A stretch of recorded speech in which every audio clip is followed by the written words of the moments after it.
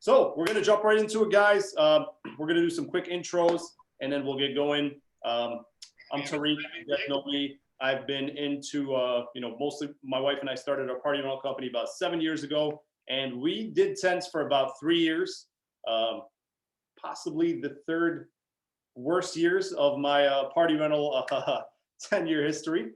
We did not enjoy them. We had a lot of problems, but again, as we'll talk about today, it's not always the tents. A lot of times it's us. So that's a little about me and my tent experience. Justin, how long you been in party rentals, and how long have you been into tents? So what's up, everybody? My name is Justin from Party Rental Knowledge. If you don't know, I have a YouTube channel, Facebook group, all that under Party Rental Knowledge. We teach tips and tricks in party rental industry. I also have my own party rental company. Sorry if you can't hear me. I have like frog voice because I was like sick last week. But so yeah, I have a party rental company myself in Buffalo, New York, that I started 3 years ago. I've been doing tents the entire time, but I've also grew up in the carnival and worked for tent companies in high school. So I've been doing pretty much tents my entire adult life. Oh, all right. Perfect. That's a perfect mix. And then Jana, what are you doing here? Jana, sorry, I was muted. I know. You have to remind me every time. I know nothing about tents. They scare me.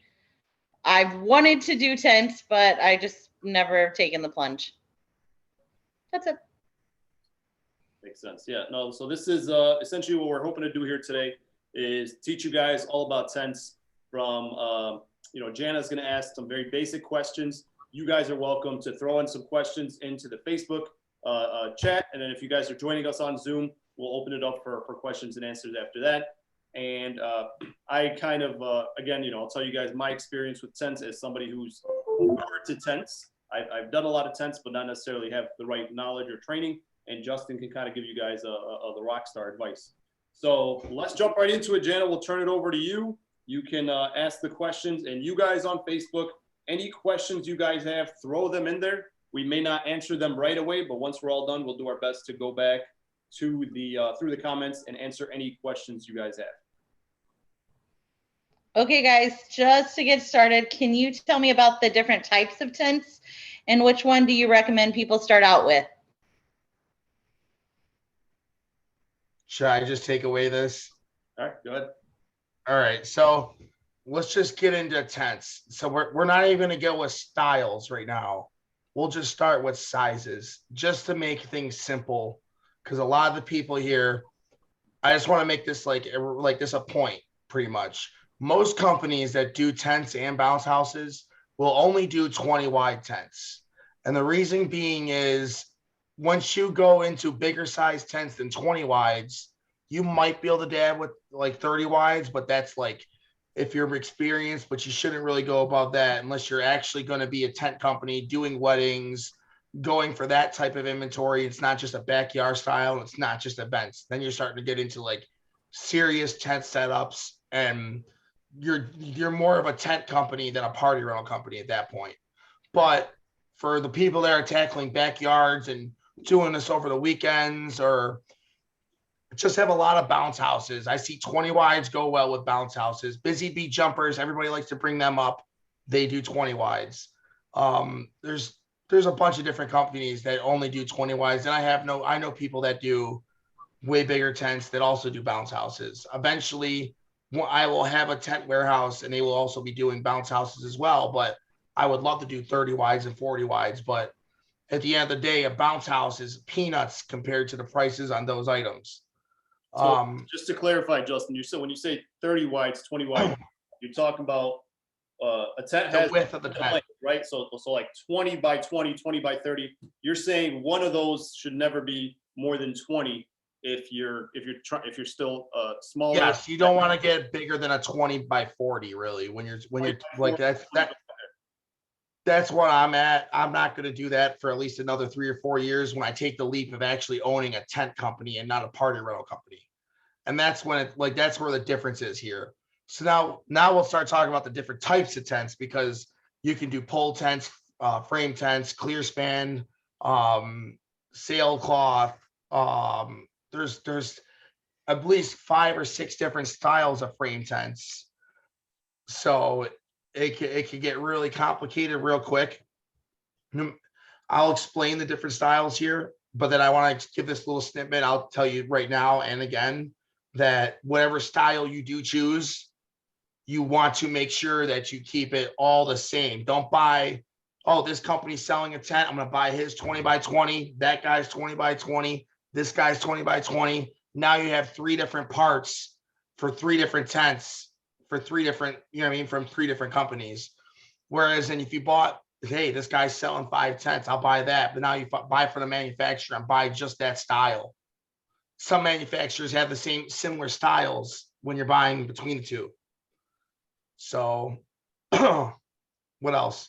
So yeah, pole tents. It's kind of like Legos, where if you buy, you know, Lego versus jumbo Lego, if you buy 2 different kinds, you can't, you know, mix and match. But you're right. So we bought from Tent and Table. We bought all of our tents from there. And one time we had one of our tents was missing a piece or something broke. We just grabbed a piece from another tent and we were fine. But if we had purchased from different manufacturers, you're saying that it doesn't always fit. So you would kind of lose that edge. Yeah. So a lot of my parts, I have extra parts for my tents. So say I have, even though I have 2 20 by 20 high peak frame tents, and those are from a different company.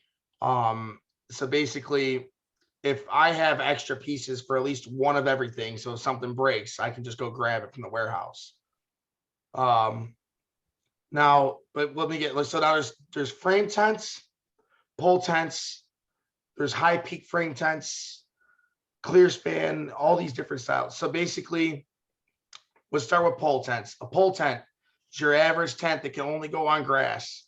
You stick a pole in the middle and you're holding it by tension. That's how that's designed. That's a pole tent. It's basically just a top and then a bunch of center, like poles and a center pole. And you use a bunch of ratchets and stakes and just pull on it and it separates everything and spreads the top out. A frame tent. Basically what that means is it's held together by an actual metal structure frame. So that's what's keeping it, the whole thing sturdy and structured. When you're building a tent for a campground, you're taking those poles and bending it. You're building a frame inside that tent. You would be doing the same thing with these other frame tents. There's different style, like there's push pins. There's one where you put the poles in and then you have to take a different pin and slide it through. There's keter, where instead of the fabric you wrap around it, now the keter actually, the fabric slides inside the tubing. So just let's try to stick to like the basics so that we don't confuse them. From where I'm standing, the 3 main ones are, you got a pole tent, high peak frame tent or cross cable tent, and then the actual what do they call, West Coast frame? West Coast frame. Yep. So the pole tents, I guess the pros of a pole tent, like Justin said, there's no skeleton to a pole tent. It's just literally the tent. It's quick, easy, goes on the grass. That's the pro of a pole tent. That's it. It's very light, compact, small, but like Justin said, you cannot set it up on a hard surface. Okay, you can only set it up on grass. You can, and because you set it up on grass, it's literally being held by the stakes. If the stake moves or the ground is soft, this has happened to me. I set it up the next day, customer calls, hey, your tent is sagging. It rained a lot or the ground was soft. Maybe we didn't use big enough. I don't know. What size stakes are you using? That's exactly what I was about to ask. With the tent, that's another problem. They sell you smaller stakes than you need. So like the bounce house. They really do. Yeah, I mean, I don't know anything about tents. I just go with what they gave me. Yeah, no, you're better off. So you're gonna want at least a 32-inch to a 36-inch stake. Yeah. So well, that's the thing. You know, they start to sag as if the ground is too soft. 20 wides, you only need 1 stakes. When you start getting into bigger tents, you're going to need more stakes in the corners and in the center joints. My biggest my 2 biggest problems with pole tents. The reason I don't recommend pole tents, well, again, you can't set them up on hard surface. So if you get into an event that they want to do something in a parking lot, you can't do that. You can actually, honestly though. For a newbie, you don't even want to do that, dude. You know, I wouldn't even like. No, it's easy. All you do is you just stake it the same way. All you get is, if it's concrete, you don't want to do it. But if it's blacktop, you can go. All it is the blacktops. The first 4 areas is 4 inches of blacktop. As soon as you go through that, you're going through a little bit of rocks, and then it's just dirt. And then what they make little caps that you put right in there, plug it in, and it's gone until next year. I do it all the time, and I stake in people's parking lots all the time. It's not an issue. It's just it's one of those like fear things that you got to get like that you got to like it. You know what I mean? Like most people aren't going to have you do it anyways. You put block and roll or water barrels. A lot of people will talk shit about water barrels. If you have the space for block and roll, go ahead and do it. If you have the equipment to move block and roll, go ahead and do it. When I'm talking about block and roll, I'm talking about giant concrete blocks. Yeah, so it's like 500-pound blocks, right? You need like a forklift. Yeah. Yeah, so you got this water barrel. So the reason that water, like this is the whole thing in itself when you're attaching water barrels. Water barrels, pole tents are when you do pole tents, the tension is at an angle on the corners. At a 40, like a 35, 40, I don't know the exact angle, but I know I walk 3.5 feet off the pole and I stick a stake there, and that's where I run my line to, and that's for pole tents. Now a frame tent is up and down. You want the water, you're holding that tent straight up and down, not going from side to side. So a water barrel is only going to hold a tent is only going to hold a tent up and down. You see what I'm saying? A block can be held a little bit from the side because when you have a water barrel, when you go to the front of a water barrel, you push it over, it's top heavy. It'll push right from the side. So if you're pulling a water barrel from the side, it'll just tip right over. So water barrels are only meant for up and down. Would you say that there's less of a learning curve with the high peak frame tents? So high peak frame tents are cool. They are easier to put together if you know what you're doing. But they also, if you do them wrong, they are more likely to fail than a high peak frame, a West Coast frame. And then also a West Coast frame is way more versatile when you're going from a 20 by 40 than doing a high peak frame 20 by 40. But it all depends on the style of tent you get to. Cross cable, it all depends on your preference. A lot of people like doing both. Me, a lot of my backyards are a little bit smaller. Those things that have a huge peak, they go in the trees. Cross cable and high peak frame, same. That's the same thing. West Coast frame and just like your average frame tent. That's your basically a different thing. That's what the other one is. Well, here I have all three. My screen here, and so. What I don't like about pole tents. So pole tents like these here, they not only, for me, again, it was harder to learn pole tents as somebody who's brand new.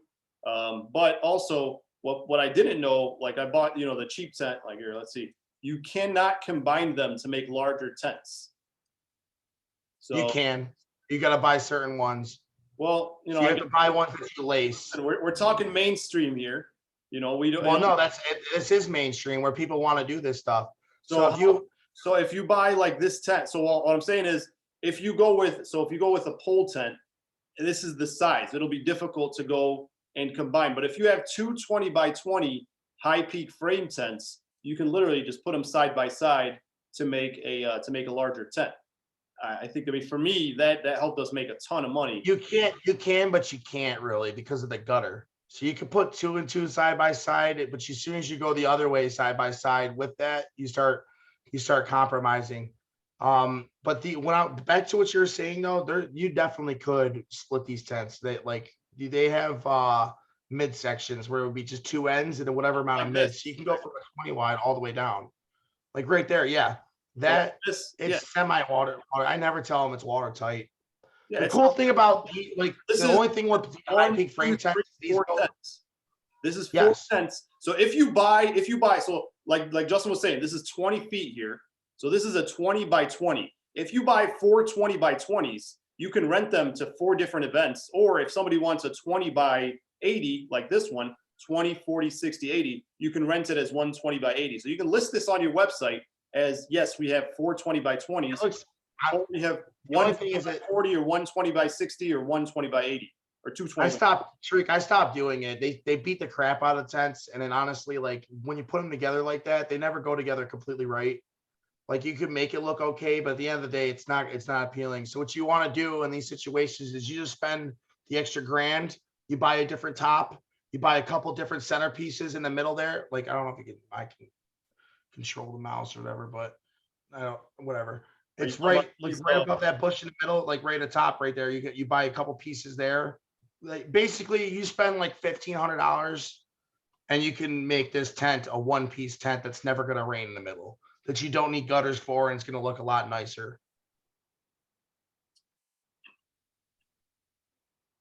All right. Well, you know, I know that there's the third kind of tent, which we never got into, which is the West Coast frame, which I think it's this one here. And the reason we never got into that one is it's got the most pieces. Like you said, it's the most versatile. They're literally just like Legos. You can break them. You can build it, you know, as long So as it's all about pole length, and then all you do is you spray paint the ends of the poles. So now you know what colors are which.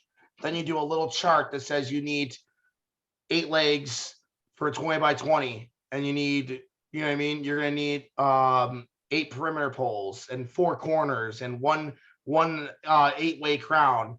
And I said that because intermediate. what I want people to understand is look what Justin just said. You have to make a chart and tell your guys that you need 8 legs. You know, we could barely get our guys to take 8 steaks sometimes. So just to put it in perspective, if you're getting into tents, you really need to have a crew that's intelligent. That's, you know, you can't have a bunch of high school So kids. this is the best thing about it. This is the best thing I feel. You like if you have tents, if you have a crew that can set up tents, they can do bounce houses with their eyes closed. So if you guys have problems with your bounce house guys, go find some tent guys, because tent guys love bounce houses. That's easy for them. True. That's like all day long. Give me a bounce house instead of a tent. Because it's a little bit more complicated, but at the end of the day, it's repetition. Yeah, but repetition with the job market, you know, with us having a hard time getting bounce house guys, you know, it's gonna. I have literally had to turn people away right now for work. It's great, man. You got to teach us something. We need to do a Zoom about that. No, it's get your warehouse in a job dead zone. It's as easy as that. There's no work around here. There's no jobs. So reliable crew is a big thing. So I mean, I found myself when I was doing tents, I found myself going to a lot of jobs myself to supervise. You know, I just couldn't. Again, you know, we hire mostly high school kids, you know, and we did great. I mean, we made a ton of money. God, I'm lucky. But you know, it's just you do. I guess my point is, if you're having a hard time, like Justin said, with workers for your bounce house business, then you know, for tents, unless you want to be at every single job, then you really need to have a solid crew. You need to be ready to hire people, pay them more than, you know, what you're probably used to paying. You'll make more money, but the liability is also a lot bigger, you know, for us. You know, if there's a mistake, or like, you know, you guys saw the video I posted last time, I sent my guys to set up a corporate job. It was like a 20 by 80 and they didn't tension something right. And I got a call the next morning that my tent was flat on the ground. So it's a much bigger, a lot more can go wrong with a tent than a bounce house, put it like that. Another big thing is when you book a bounce house, you know, you just book a bounce house. With tents, a lot of times you have to call 811. You have to make sure, you know, the underground utilities. Really, you should do that with everything, even inflatables. But when you're talking about 40-inch stakes, you got to make sure you're not hitting a gas line or something like that. So that's weird. So let's just bring that up.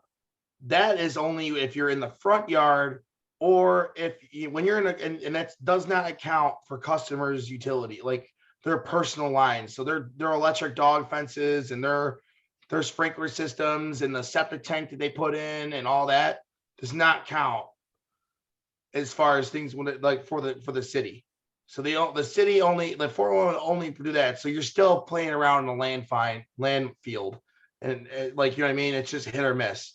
What you should do is make proper decisions mentally and teach your guys to actually look around and think before they start putting a stake. Hey, there's a garage right there with a bunch of lights on it. There's probably power in this backyard. Hey, there's a pool over there, and there's probably power in this backyard.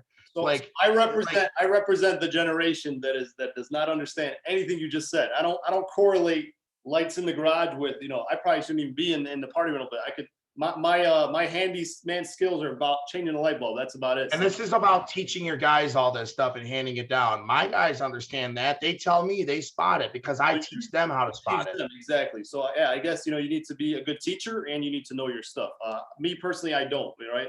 Like, it's just not, I'll just, you know, blindly throw a stake in there. Like, there's this row of freaking street lights going down. Do I put like lamps? There's no wires going in between them. Should I put a stake right between them? No. I totally would. I wouldn't even put 2 and 2 together.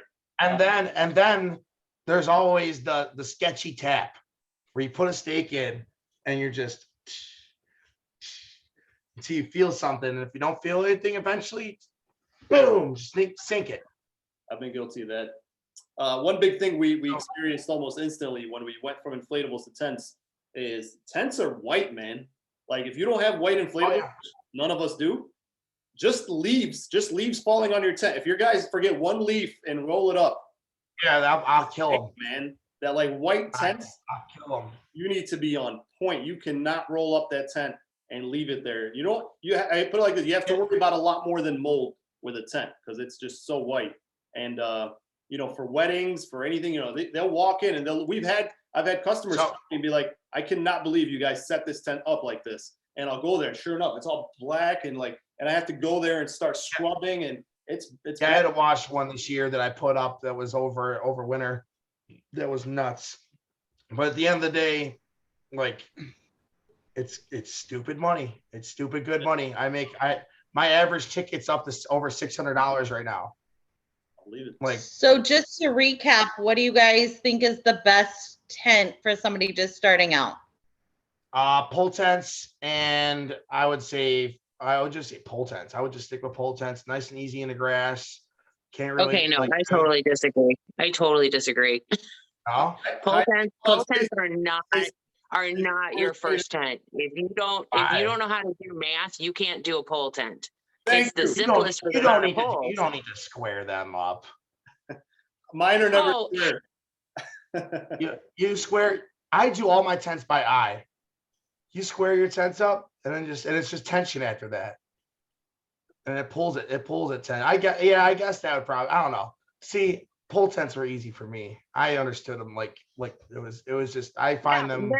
They're easy for somebody who can get it. But when you have people that you're training, the first thing they should learn is the system of the tent. It's like a volleyball net. If you don't put that pole tent up right, it's going to be on the ground. You know, using a frame tent, it's a little less likely it's going to be on the ground. More likely they're going to seat the crown wrong and spend 4 hours trying to figure out to turn it 1/4 of the way to the right.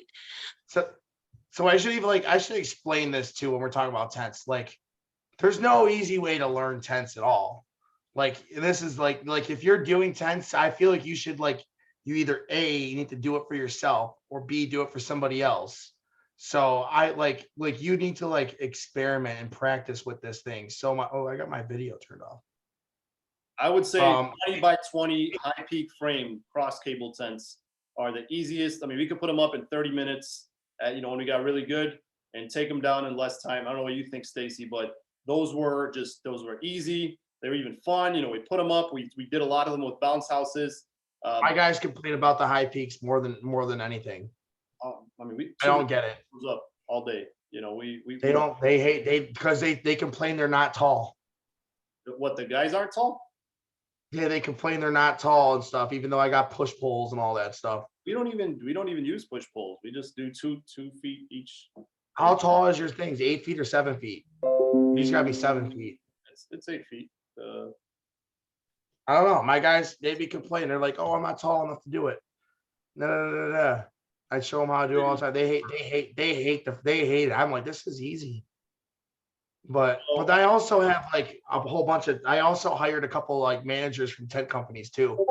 That went out of business. Your situation is different. I think if you're an inflatable company and you're starting, then that's who I represent. That's why I represent, because I'm not handy. I have zero tent experience. I haven't worked like you, Justin, and in handiwork before and been around tents. For me, the easiest thing was the frame tents, and the high peak frame tents. You could easily put them together to make larger tents. Just 20 by 20s. Just start with that 20 by 20 high peak frame. I didn't really have to learn much, and it was easy to teach as well. not a lot can go wrong with those. The pole You tent can also buy a pole tent for half the price of a high peak frame. but also we had a lot of problems with those, a lot of, poles in the middle, and it was a lot to learn. And I had to go back to a lot of pole tents because they didn't work out. I looked like an idiot in front of my customers. So that would be my advice. I guess we'll have to agree to disagree on that part. What's the next question, Jana? Let's try to keep. I'm gonna be in Tariq's court on that one, though I don't like the cross cables, but I'll be with Tariq's court and vote in on that. So thanks, Stacy. The next question is, what are some accessories that you think people will need alongside tents? For example, tables, chairs, linens, etc. Yeah, so you get into tents and you think, oh, that's all I need, and then next thing you know, they say I want a tent and a dance floor and heaters and.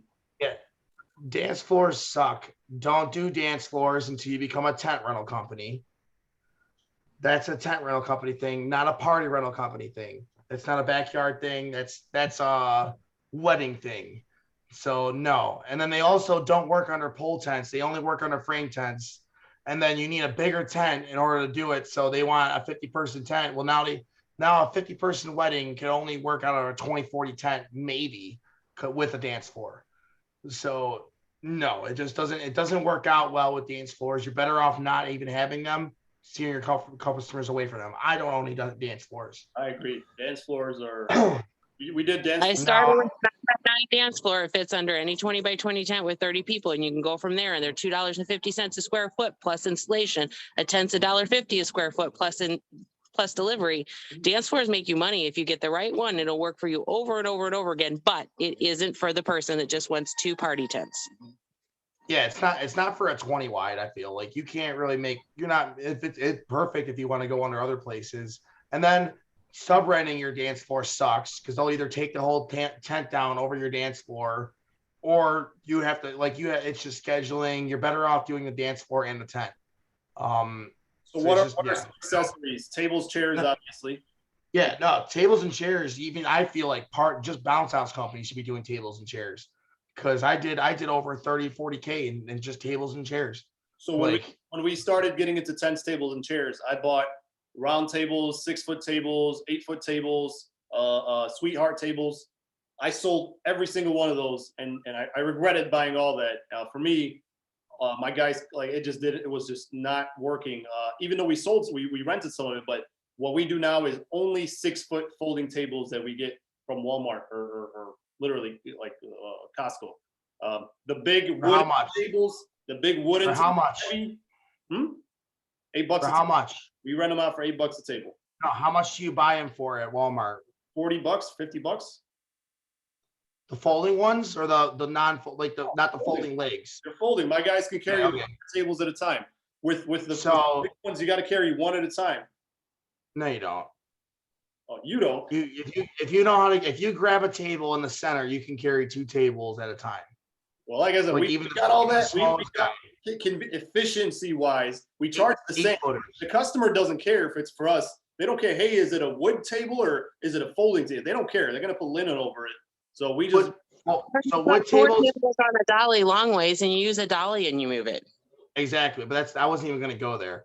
I was just talking about carrying them. He said I carry 2 8-foot wood tables by myself. It's not my guys do it too. It's not just me.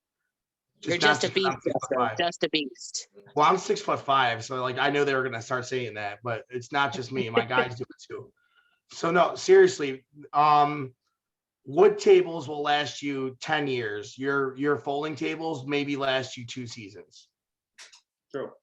I don't know about 2 seasons, but I would be happy if they lasted me 3. We offer both for our clients because some clients pick up. So I'm going to justifiably say we offer both. I don't do pickups. If I did pickups, I would do them just because they fold in people's cars.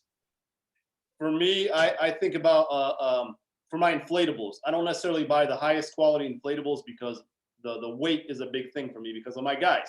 I don't want to have to send 3 guys to do a combo. So I would rather buy an inflatable that is not the highest quality 18 ounce because I know it's going to be light, and I feel the same way with my tables. I want something that's easier to carry, that's foldable, that I could fit more in a truck, etc. So that's why we decided to only get the 6 plastic tables fall over easily too.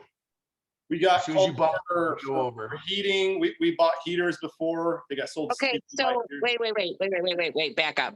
For the newbies, you need to buy black chairs, not white, and you need to buy 60-inch round tables, and you need to buy 8-foot tables. Over the course of years and years and years of data, that is what rents 100% the most popular items, and black shows better than white. You get white, you're constantly cleaning. People ask for white. It's valuable to have, but if they're just trying to make every sale, I want the tent, table, and chair from you. You give them a 20 by 20 tent, 4 tables, and depending on how your state is with COVID, 32 or 40 chairs. And that is what's going to be your solid, consistent renter over and over and over again. I sell that package 100 times to every wedding tent that I sell. What package? What package, Stacy? 20 by 20 tent, 4 tables, 40 chairs. Is like money in the bank. I agree about black chairs. I do 20 by 20, 6 tables, 48 chairs. You're doing 6-foot tables? I do 8-foot tables. Okay, that doesn't fit under a 20 by 20 tent. You're stacking those people on top of each other, but you could sell it however you want to sell it. But I have a restrictive state, so I even did 4 and 40 before COVID. Now I do 4 and 32, and if they want more space, I sell them a bigger tent. You fit 48 under a tent, fully loaded. That's like everybody sitting down at dinner. That's like, yeah, no. Skinny people. We're in the Midwest. We don't have skinny people. Exactly. I'm in Buffalo. Yeah, we eat wings here all day long. So I guess, okay, so you get tents. You get tell you, hey, I need a fan. I need linens. Should you buy all that stuff, or should you? No, linens suck. You can't compete with the price of linens. Don't even do linens. Unless you want to become a linen company. Never buy linens. Just sub-rent them from a linen company. Never buy linens. Never do laundry. Never do dishes. Yeah.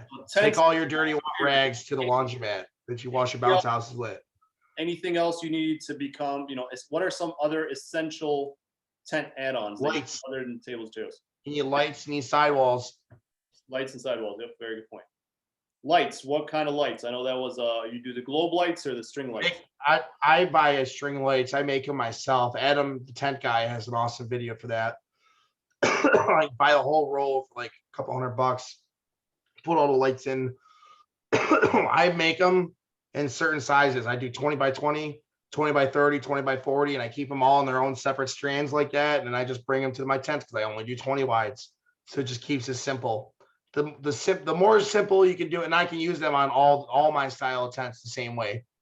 The cross cable tents, I do have other lights that I can upsell them for additional price too. That are globe lights. I hate those things. What else? Sidewalls. I would just do window only and charge like $40 a wall. Wow, window. Interesting. Okay. Window only, yeah, because people are gonna bitch that you don't have windows, and they, you know what I mean, more than they will complain that you only have windows. Now that you mention it, biggest thing I regret. I get a lot of 50-50. I got a lot of white because they want to block over the neighbor's yard. So I hear you too. But if it's one tent, all windows. If you're gonna have 2 or more tents, do half and half, because then you can flip. You got 30 wides. You got 30 wides. I got 30 wides. I got 40 wides. Yeah, that's what I'm talking about. I'm talking like simple. Like, right. So, but I'm saying, like, if you're going to put one tent, get windows, because that's the most popular. But if you're going to get more than one tent, get window and solid, because somebody's going to want to block off their country ass neighbor across the street and not want to see their yard with the broken down pickup. So you're going to want to have some solids. Plus, they like them for behind the head table for pictures and decorating and stuff like that. So if you go bigger, more, buy half and half. If you're only going to do one tent, start with window. I agree that. Here's my other thing. If you're doing bounce houses and tent stuff, stay away from weddings unless you're going to be serious. That's a whole nother story. Like, you can't show up to a wedding with a shitty tent. You can't show up to a wedding with like a sidewall that's ripped a little bit. You can't show up to a wedding with a bunch of dirty chairs. You can't, like, you know what I mean? Where you can get away with some of that crap a little bit at a backyard party. Like you're not, yeah, it's a little bit less, you know what I mean, of a need, and like, you know what I mean, you don't have to make sure every little strap is nice and straight when you're at a backyard party, where I make sure every little strap is straight and tidy at a wedding. You also don't get a redo for a wedding. If you screw up a wedding, you're screwed. You know, or if you're late, or you know, if you screw up a birthday party, you just give them credit and do the next bounce house or throw it. Right. I hate weddings. I hate weddings. I tell people straight up, I'm the backyard. But if you're doing a wedding, you're bigger than a 20 by 20 backyard tent, period. If you're doing a wedding with a 20 by 20 backyard tent, you're doing somebody's, I got married at the courthouse and we're having barbecue in the backyard. Exactly. That's what I'm down for. Be down for that. They're the same as your backyard party. But if you're a newbie and you're doing bounces, you are not going to be running into a whole bunch of wedding clients. You just partner with somebody like me and we'll go out and take care of your weddings. Yeah, the only reason I even have weddings on my site is for the chairs, because I'll do chair drop-offs. And like I do a lot of ceremonies. I'm the only one who'll do it because I love it. Here's 200 chairs. I'll drop it off the park. I'll be back in like 6 hours. Have fun. Like, love it. Easy money. But yeah, no, when you start, hey, can I have this tent set up at this park on this day? And oh yeah, there's another wedding the next day, so you gotta have your tent down that night. And like, no, just no. That's another thing. I think who we're supposed to be talking to here is not that they're not there yet. Yeah, Gianna, no, do not do us like you're gonna get asked to buy a tent, right? Right. Do not buy a tent. Tariq, you're going to be able to go. Are you going to be able to go and do a tent in the same day twice? No, don't take those jobs. That's another reason. Some people think they can do everything. Like, yeah, but most times I say no to so many people in tent jobs. Upcharge, don't what? You take those jobs. You charge them a same day up, same day down fee. It all depends, because most of the time they want it on a Saturday and I deliver bounce houses, so no. Okay, so if it's during the week, yes. We charge them an exorbitant fee for same day up, same day down, because I have to dedicate a crew to them. Yes, so it's not $500 extra for that. But again, this is a job somebody who has 1 or 2 tents should turn down. No, you can do it as long as you're doing it during the week, because you don't want to interfere with your bounce houses. But 90% of your same day up, same day downs at a park for a ceremony or whatever are not going to be on a Thursday. I have 4 or 5 already for this year that are. What they are is they're for the city of Buffalo for different events like that. But you're not talking about a wedding or a backyard birthday unless they're hitting a park or something, and you should just. It's at a park same day. That's all I was saying, and people do it all the time for birthday parties. People have money; they will spend on whatever. If you catch the right person, people will buy whatever. You just said that you shouldn't do it, but then now you say you do it. I asked you should not do it unless it's on a weekend, and if you do, like, you don't know. Okay, I don't even know why anybody else is talking other than me and Tariq and Jana. I don't even understand what's going on right now. All right, well, we love Stacy. But Stacy owns a giant company, and I'm trying to talk about 20 wides, and she keeps talking about 40 wides, and we're talking about same day. Okay, next question. Who do you recommend as a good manufacturer to buy or vendor to buy tents from? All right, tent vendors. Let's list them off real quick. So I bought all mine from Tent and Table. That's the only tent vendor I know.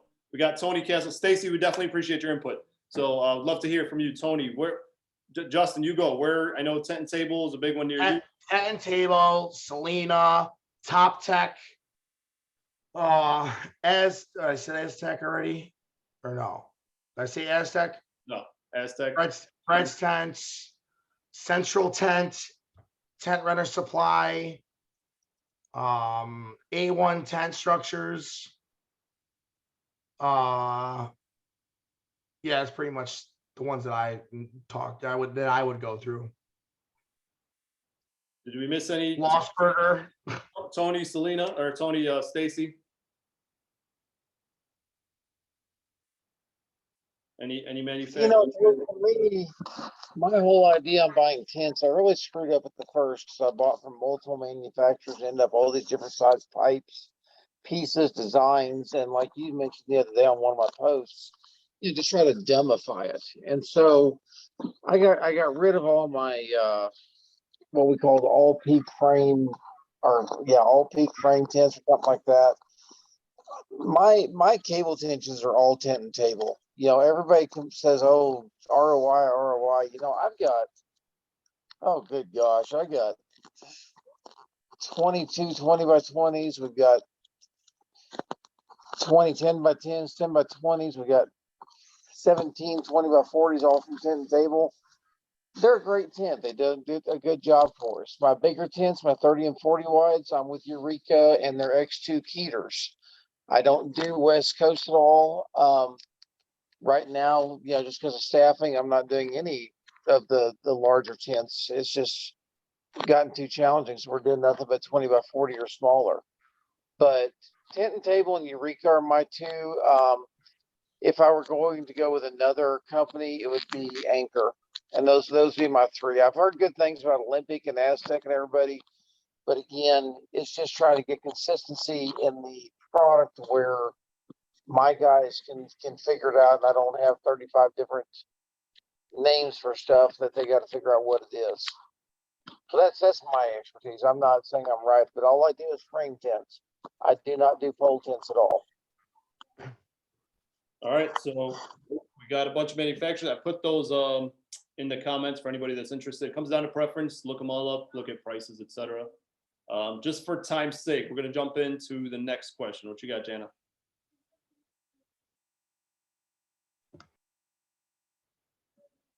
Oh, you keep going muted. I don't know why it keeps doing that. Sorry, guys.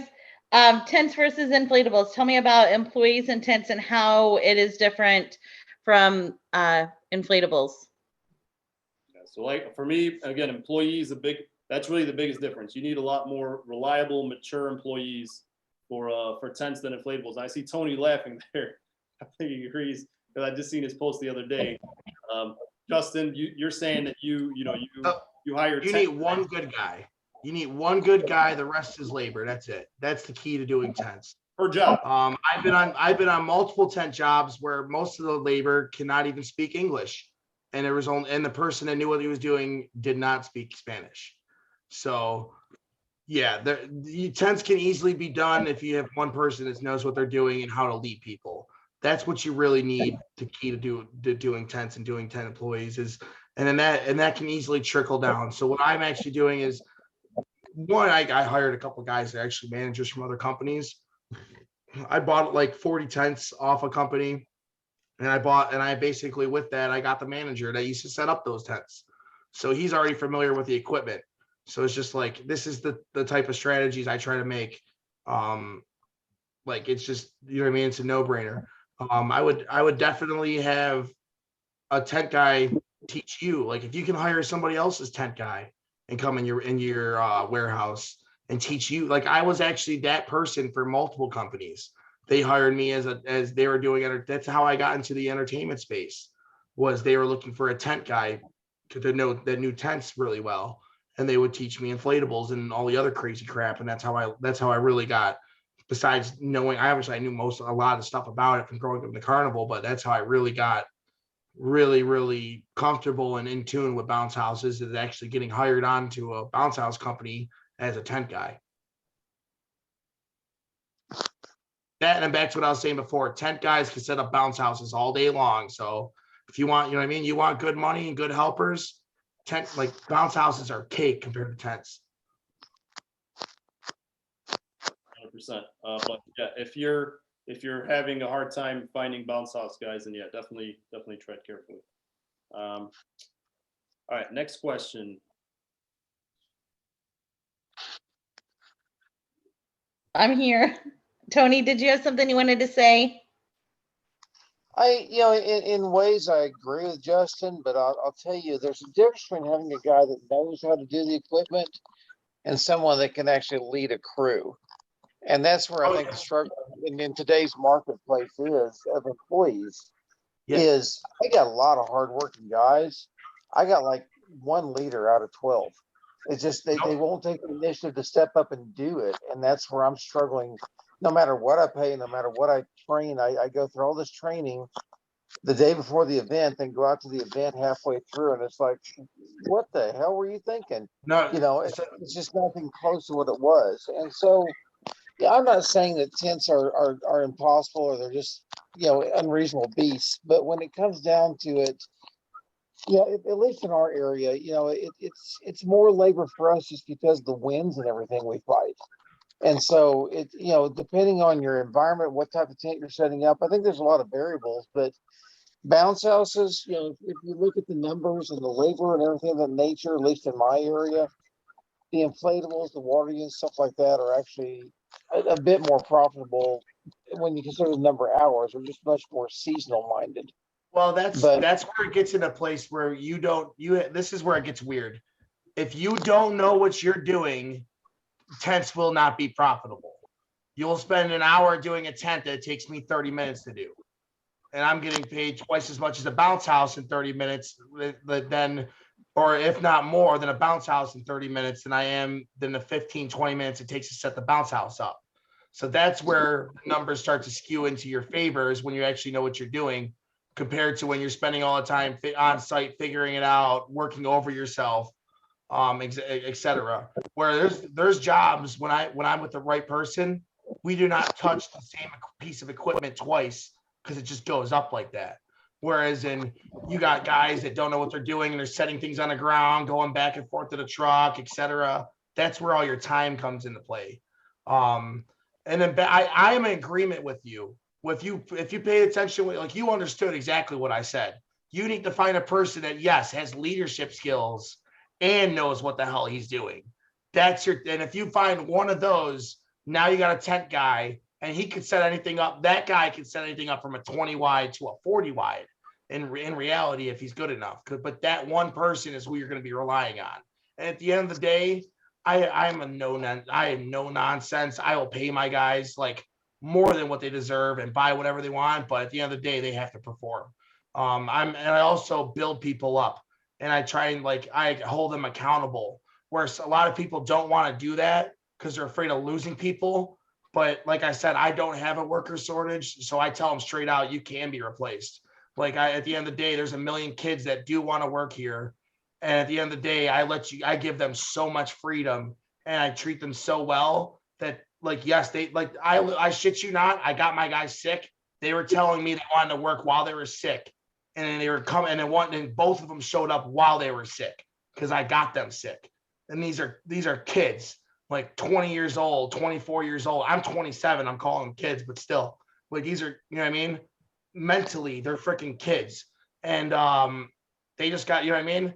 You know what? You want to hear some other crazy crap that I'll tell you? It's this business in general. When your guys are broke, they're going to show up to work. So I pay them on Mondays. I don't pay them on Sunday. I don't pay them on Friday. I pay my guys on Monday because they're going to be broke by the weekend and they're going to want to work. There's so much, there's just so much to this that I could go on for days, when it comes to business. But it's at the end of the day, you have to be a business owner and be a leader and take responsibility or tents will eat you up. And then but if you have like Tariq's saying, honestly, if you find bounce houses hard, don't get in a tent. You're going to cry, straight up, okay. You're going to cry. We don't want anybody to cry, Justin. So I'm going to go. Serious money. You can make some serious money. And I'm going to go to the next. To me, I'm going to go to the next question before somebody cries. The tent as it is all the tables and chairs, all the accessories you put into the tent. Yep. Oh, as soon as they tell me I want a tent and I don't need the tables and chairs, oh, that's out. I'm sorry. Well, like you said, it's not, tents are a lot bigger ticket. You'll make more money, but once you have to calculate the payroll, because for a 20 by 20 tent with the tables and chairs, the package Stacy was talking about, 2 companies can make, let's say, $700 for that same package. But if it takes one company 4 hours to set it up and one company 30 minutes, that all takes into. So if you're that company that's going to take 4 times as long to set it up, then inflatables, you'll make more money. That was me because I, for whatever reason, I don't have, I was not able to get that through or whatever. So I decided to get rid of all my tents and stick to inflatables not because tents aren't profitable. I'm not profitable. Tariq's business is not profitable with tents. So that's, I guess we'll do that with. What about the elephant in the room? How many bounce houses do I go out with all my tents? What, like a packages? Ton. Packages? Oh yeah. I get $1,000 bookings like it's like nothing. Like it's nothing. Like all the time. And the people that want to buy tent, I hate when I go do a bounce house and there's a tent there that's not mine. Because I know I just missed another $500. Yep. Oh, So it was my tell friend. me, I got a discount. tell me about trucks and vehicles and tents. How is it different than a vehicle you would use like for inflatable rentals? There's no difference unless you start getting into the longer poles. So you can get 2 styles of those high peak frame tents. I bought ones that are 1-piece poles. So instead of having 8 legs, it only has 4 legs. So it's less parts, but the poles are 20 feet long. So now you need a 20-foot truck in order to carry those poles or a ladder rack in my Hold case. on. Do you use truck and trailer or box truck? I use truck and trailer, but I could use a box truck too. I'm actually looking for box trucks. I want to use both. I think all rental companies should actually have both to be more versatile. So would you say it's easier for tent setups much easier for us? When we do trailer, it's just a pain. It's like you said, some of those legs are longer. I think we have 9-foot legs and we got an 8-foot trailer. So they'd have to kind of. You want to hear a secret? Mm-hmm. Load all your crap up first and then put your long poles in last and pull them out first. Then they fit in whatever they can fit up top. As long as they fit in, then they're in. That's how everybody else does it. Stacy, you're raising your hand? Once I went to box trucks, I would never go back. Oh yeah, box trucks are way better than trailers. I have trailers, I have trucks, I have vans, and I have box trucks. But I can put 15 jobs in a box truck if I have to. And I can put 1 or 2 in a van or a trailer, depending on what it is. So if you're starting out, I would do trailers, but as soon as you can get box trucks, go for box trucks. The only reason I even mess with my trailer is because it's extra storage, and that's what a lot of people use. But yeah, box trucks are the way to go. I'm looking for 2 box trucks right now, actually. And I'm the only one that's allowed to drive my trailer and this one other guy that I trust, and I still fucking shit my pants. Or sorry, I still like, it drives me nuts when he what about like storage and warehouse space with tents versus inflatables? You can store way more tent stuff in the same space you couldn't store inflatables in, to tell you that much. I got one rack that stores all my tent stuff, pretty much all my tent poles, and I have another bay that stores all my tents pretty much. And then the tables and chairs are really split between both bounce houses and tents. I really encourage you guys to do both for both, because it's just money in itself as accessories. But yes, there's bounce houses everywhere. They take up so much more space. The bounce house is the size of a 40 wide tent rolled up. So you could fit like literally 7 or 8 tents in the same size of a regular leisure combo. Yeah, but hold on, that's just the top. What about the poles and all the accessories and all that? So they really don't take up that much. Like I would say maybe a quarter of my space is tents, and the rest is all bounce houses. I agree, but yeah, it's not. I wouldn't say it's the same. But I think people just need to understand that, again, tents or inflatables are 2 pieces, right? You got a top, inflatables are the inflatable and a blower. That's pretty much it. With a tent, you got like at least 20 different things you need. And yes, you store them differently, but you have the poles, the corners, the tension wire, the top. You have a lot of different things. So if you've never, this is one thing that I think that it's going to be one bag with a tent in it. It's going to be the tent top is one thing, and then there's 20 other things everywhere else. You do 20 wides. You should have all those pieces in that 20 wides in one box. And all you have to do is just grab one box per 20 wide tent, and that's all you'd have to do. Okay. You and can what fit about- all those cables, the legs, all the connector pieces in one box. Well, what about, so you, all right, so you got a box with everything in it. You got the tent top. A and box with everything in it and a top. That's it. And then the frame pieces. yeah, what about the Yeah. pole, 7 foot, 8 foot, 9 foot poles where, you know, those. They all fit. You put them on a rack sideways. Don't put them vertically. They'll fit way more in a rack sideways. 100%. Well, yeah. It's So just, how often do you get to a job and you have the wrong pieces? yes, there you go. All the It's- time. So the person loading the truck needs to know what the hell they're doing. Like at the end of the day, any of these tent warehouses, they work like with there's a warehouse manager, and then there's the person loading the truck. The warehouse manager gives the person loading the truck a sheet, and they both go over it. That is how every official company that I've ever seen do tents go over does it. Like So, and then Stacy- also if I tell you to grab 8 green poles, grab 9. Unless all your Stacy, do you guys have, because then the last guy's gonna be missing a pole. Been there too. No, that's if you don't have extras. I don't have extras. Yeah. you're fired, Tariq. Get out of tents You don't have forever. Okay. extras, and there's a bunch of water, and now one of your leg poles bent, and you have to have that tent out the same week. Now you have to call and try and get a leg pole and where that's just bad preparation. I have extra, but I don't have extra for every single tent, right? So I mean, if you do, that's great. No, so at the end of the day, if you have all your tents out and something bad happens, yeah, you're screwed. But all your tents out, so that's a business decision. You're going to figure it out, and you're screwed. Whereas that's a good problem to have. Whereas in most of the time, I have a lot of extra poles, and that they can definitely spare an extra 1 or 2. So let's move on and talk about insurance and legal stuff with tents versus inflatables. 20 wides, you don't have to deal with as much crap as 30 wides. In Buffalo, you have to have signage and all kinds of stuff as soon as you go over 20 wides. You have to have emergency exit signs. You have to have fire extinguishers, all this extra crap. So that's another reason why I don't do over 20 wides. Dig safe. That's like when I start dealing with parks, or if I know I'm in like somewhere that's kind of sketchy, or they ask me to, I'll call dig safe. But 90% of the time I ask them if it's okay, and I'm just dealing with it. And then if I hit something, I hit something. God help me if it's a fiber optic cable. But Justin, wait. If I hit something, I hit something? Who says that? that's every tent guy. What are you gonna do? Tony, Oh, Stacy, what do you feel about this? How do you feel about this? we called 811 every time. Yeah, we call for our, we don't even call it. We put it in online because it's free to put it in online. Yep, So we put it in online.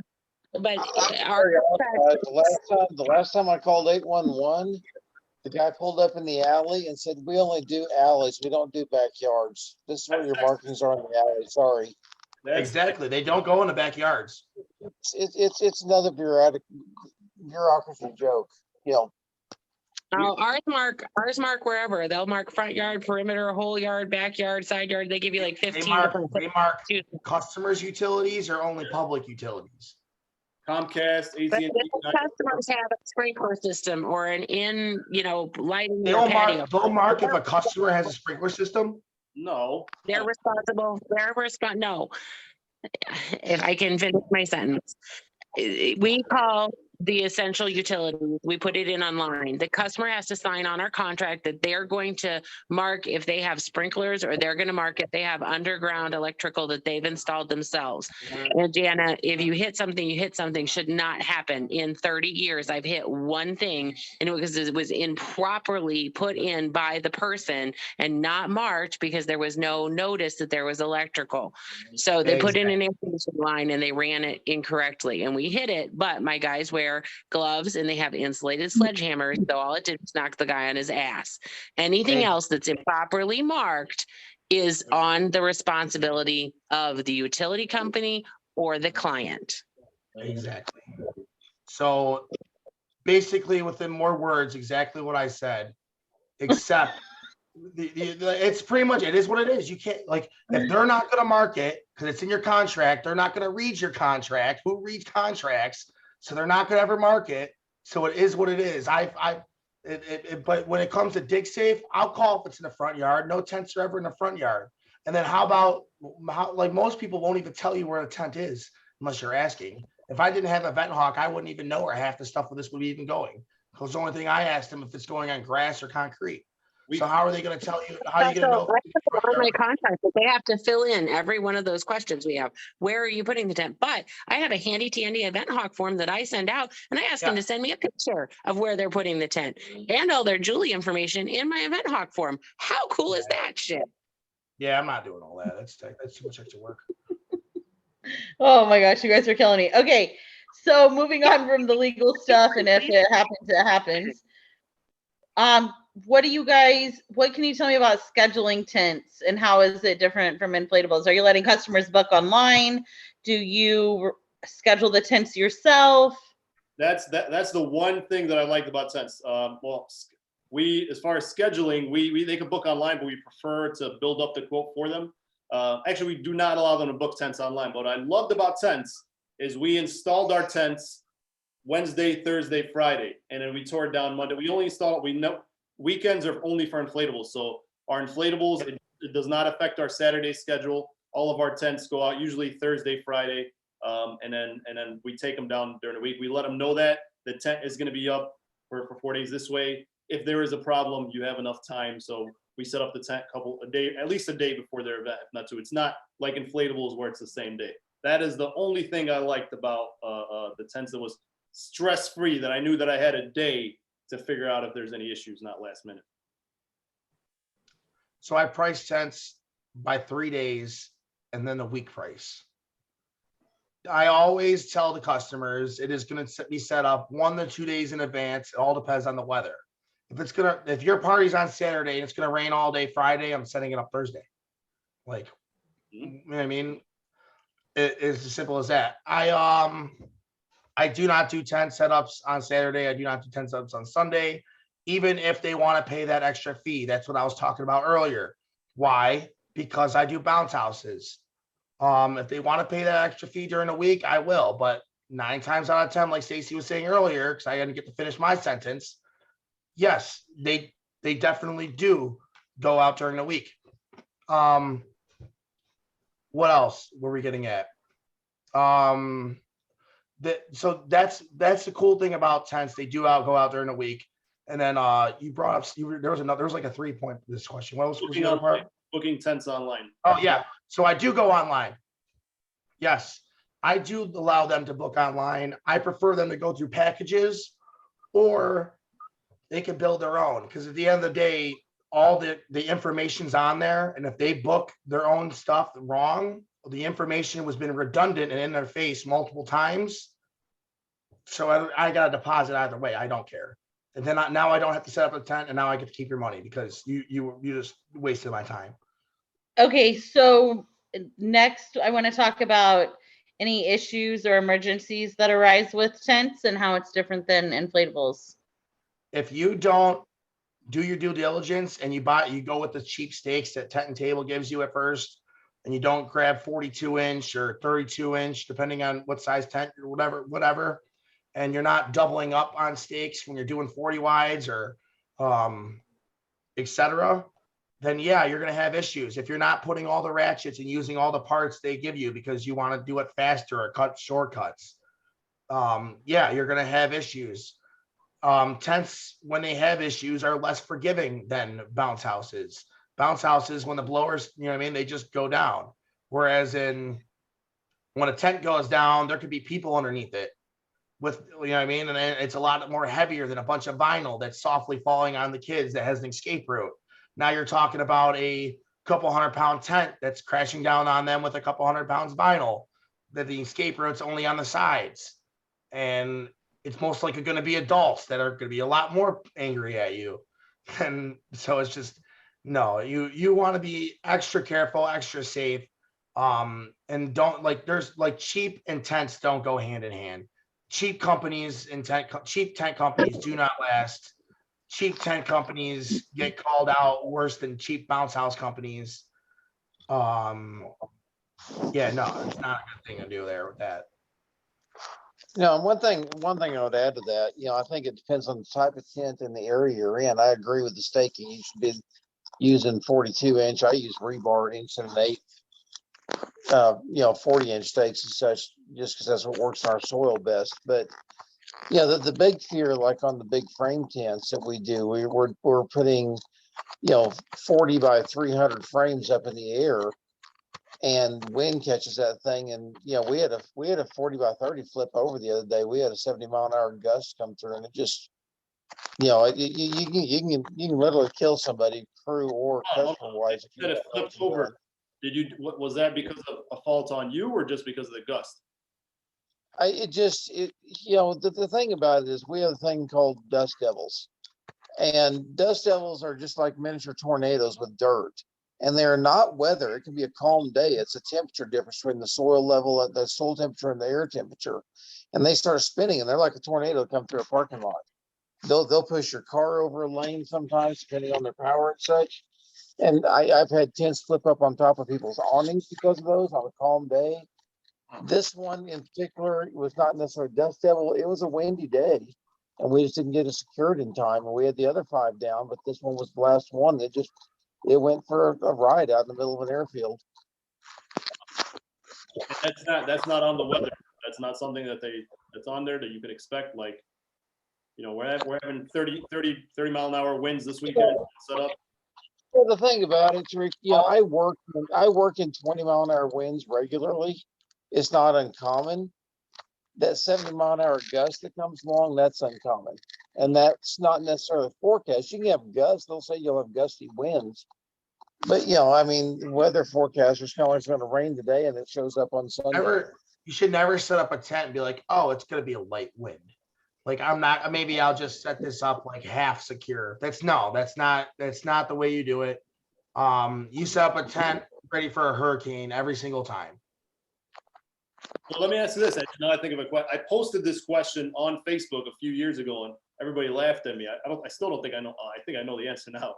But what about thunderstorms or lightning? Can a lightning hit the pole tent? Can that? We were literally staying at a big festival, and it was for the United States Postal Service, and they're like, "When can you guys start?" And it was literally storming, and we're about to start, and then my wife's like, "Dude, there's like lightning. Like, what about these poles? Like, what are these? I don't even know what they're made of. I think they're aluminum. But what about lightning and tents? How about is it okay to set up during a thunderstorm? And after you're all set up, is it okay for people to be under it while it's thunder and lightning? So no, you don't want to be setting up during a thunderstorm. And I don't think it's because of the aluminum. I'm pretty sure it's because of the freaking sledgehammers are more dangerous than the actual aluminum poles, but I could be wrong. Anytime you're picking a piece of metal up in the air, you got a risk, whether it's a sledgehammer or a pole or the high peak going to the cable. Electricity's got to find the easiest path to follow. With thunderstorms also come winds and such. As far as being under them, I think you're safer being under them than you are setting them up in the storms. It's still probably not the best option. But as far as guests being under them for like, a backyard party, that's cool. I think you tell them to get out. If it's truly lightning all over the place, and you don't want them in a bounce house. You don't want them in that. It's just the moisture in the air and such that the electricity will travel either way. A lot to consider. A lot to consider. I'm glad I got out of tents. That's all I'm getting out of this.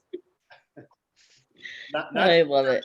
Not to discourage anyone else, but again, So what's the difference between you carrying a bunch of poles and driving around with a giant metal dolly in the middle of a field with a bounce house? It's true. I think there's a difference with, you got the stakes, but yeah, no, that's a good point. I look at regards to our 40 wide tents. If I've got a 40 wide tent, the arch peak of that tent is 18 feet up in the air, and so it's much higher than the dolly, the sledgehammer, or anything else. But in reality, it's whatever's grounded is what's going to get struck first. Stacy, what do you have to say? I see your hand. 100% agree with Tony. If it's up in the air, it can get hit. Don't set up if there's lightning strikes within 10 miles. We just don't. It just isn't. It isn't safe. We have it on our weather app, and we just won't go out with lightning.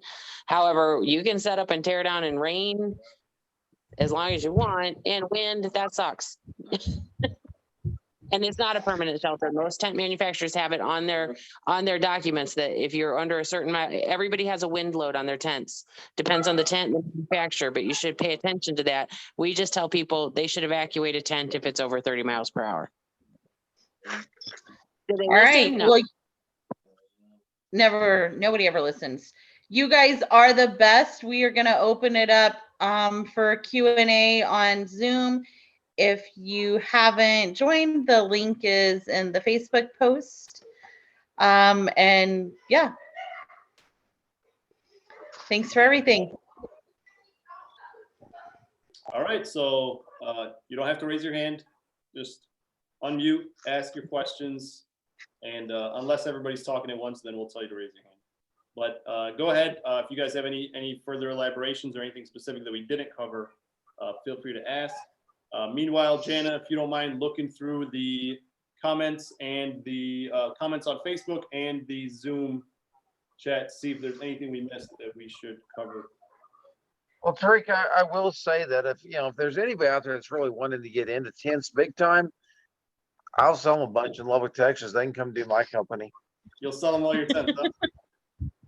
I'll sell the whole damn thing. I'm not proud.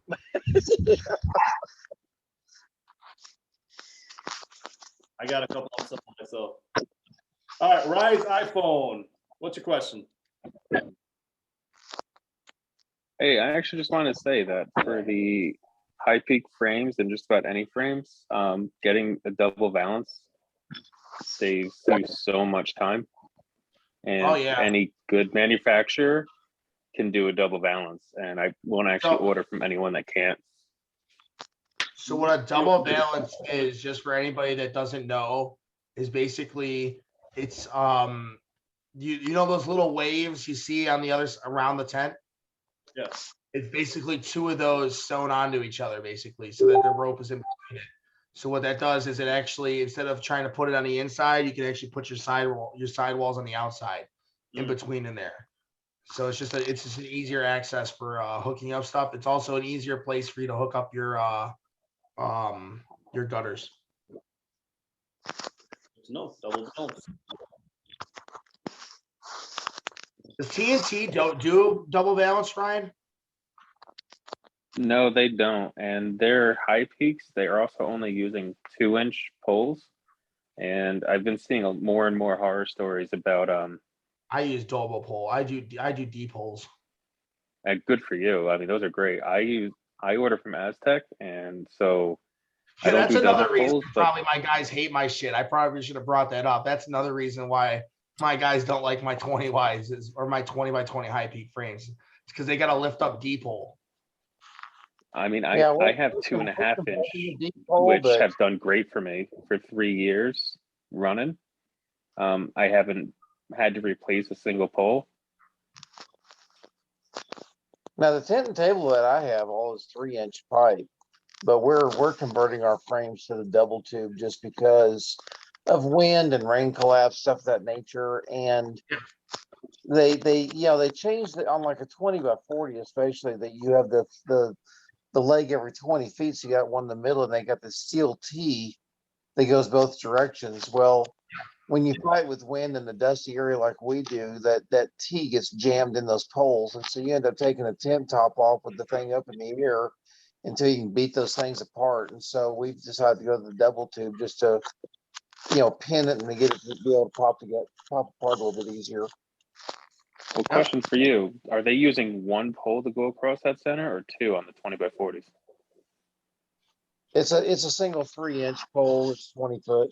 It's the sleeve 9 foot 3s. It's got the longer sleeve in it. It's a single pole. Yeah, so Aztec gives those T's out, and the ones that go across in the center have 2 fittings on there, so the 2 poles are actually run next to each other in that spot. Yeah, I occasionally get a little bit of in the center. In the center, there's 2 separate poles running. Yep, that's how they do it. That's interesting. Yeah, on the And I've never 20 had that fitting get stuck ever. No, I'm not even But I talking. only- Yeah, Stacy's got a good point. Once you go over 20 wides into 30 wides, only do twin tubes. I don't even think I've seen single tube 30. Well, no, that's a lie. They do make West Coast frames in single tubes. They're sketchy. All of mine are single tube, but they're single tube Keter. They're not true double tube. They're Keter, framing going up, but all the reds going on 15-foot spacing are all single tube. And I've not had any issues with the elements we fight. The tent and table, like I say, they got a steel sleeve that slides into the I don't think I've ever even seen single tube Keter. That's interesting. Yeah, it's a lighter duty. It's not the structure. It's a structure look, but it's not a true structure tent that has the giant frame pieces and such, and where you mount the bases on the floor first. Here's another conversation we didn't even mention either. When you start getting into 30 wides and frames and that nature, you need tent jacks in order to lift that shit up. Yes, you do. Yeah, and don't go with the cheaper steel. I actually have steel ones I'm going to be selling at the end of the season, just because my guys hate them. They work great, but I ended up getting. Yeah, right. I'm actually looking at getting ones that have an aluminum mast just to make them a little lighter, and they seem to be able to break apart, so I can fit them in the trailers easier. We have a welder in house. And we built our own tent jacks, and they work very well, but not the perfect solution by any means. I honestly want to replace my tent jacks. I want to replace them with just the cables. I want to do straps. Because I feel like those straps are so much better than the frick. I hate cables so much. Yeah, well, that's what my tent jacks are, the cables. So I just ordered one from Aztec this year when I did my tent order to try it out. They have straps and they have an aluminum mast, and they put a bolt on the bottom, but I'm just going to put a pin so I can break it apart. And then I think Fred's is doing the same thing where they have an aluminum mast and they have a strap. So got one on each coast that has a higher quality tent jack now, and they both have wheels. I saw that Adam joined. Adam, do you have it? You cut out.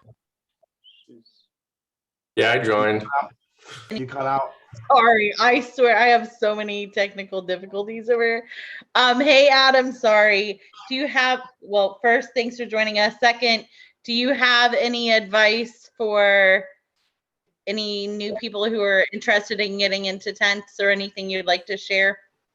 Also, who the hell are you? Who the hell is Adam? I'm just some douchebag who points a camera in my face and talks about tents and stuff and puts it up on YouTube.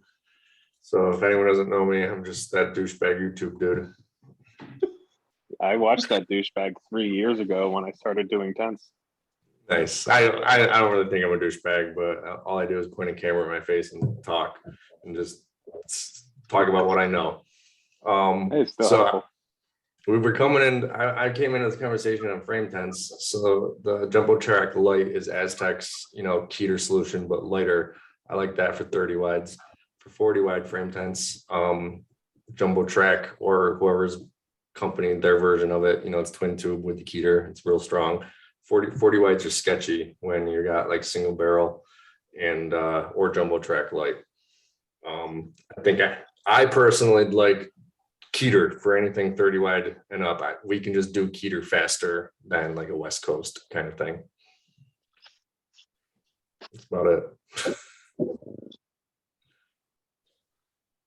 But explain, should bounce house guys get in a tents? I mean, half the time you're going somewhere, and then after you leave or before you show up, another tent guy is come and put up a 20 wide probably. So why not take an extra 20 minutes and put up a 20 by 20 pole tent, 6 tables, 50 chairs, and get some money for it?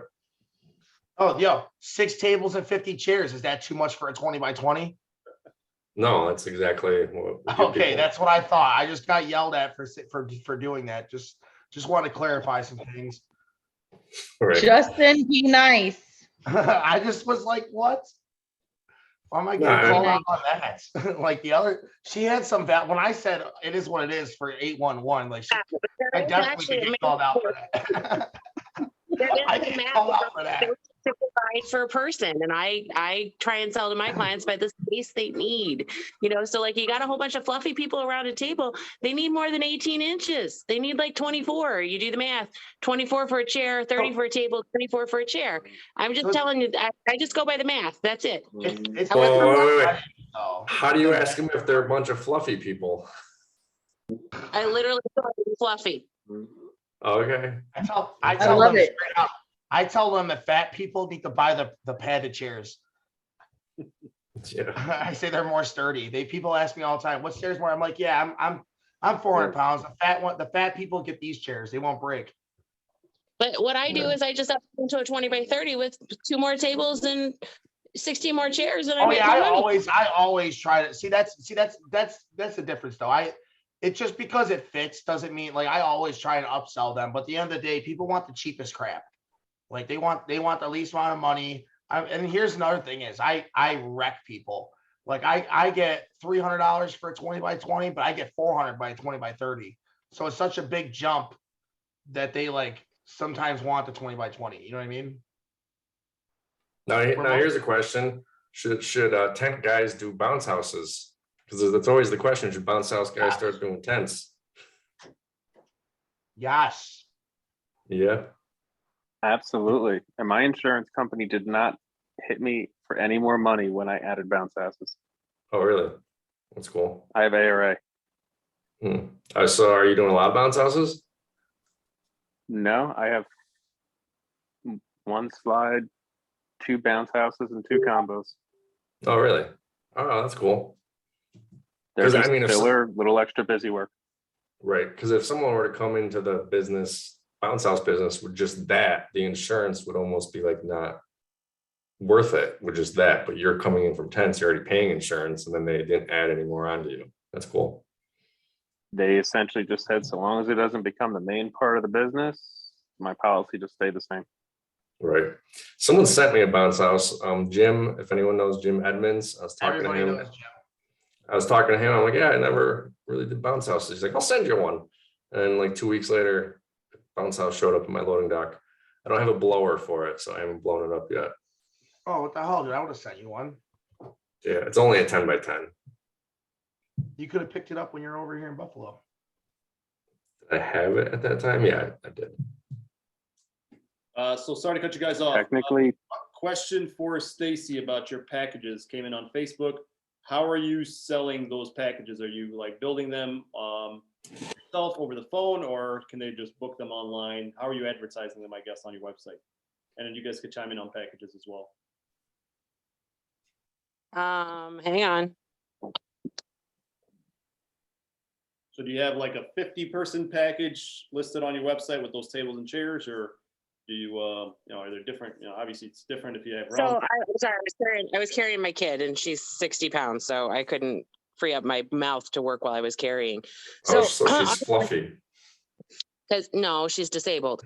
So we have our packages online where they can click a button and then they have to choose certain options when they're checking out. Like we used to let them upgrade all their chairs and stuff online. That got too complicated. So basically now it says, I want this tent package and I would like black chairs that come with it. And that's the base price, black chairs and 8-foot tables. If they want round tables, it's $2 more. We know the math on the backside. It comes to us as an order. We modify it, send it back to them for approval. They can do a package online all the way up to a 30 by 30. After that, I don't let them do it online. But everything I have online has an individual order button. So they could technically go through and order each thing individually.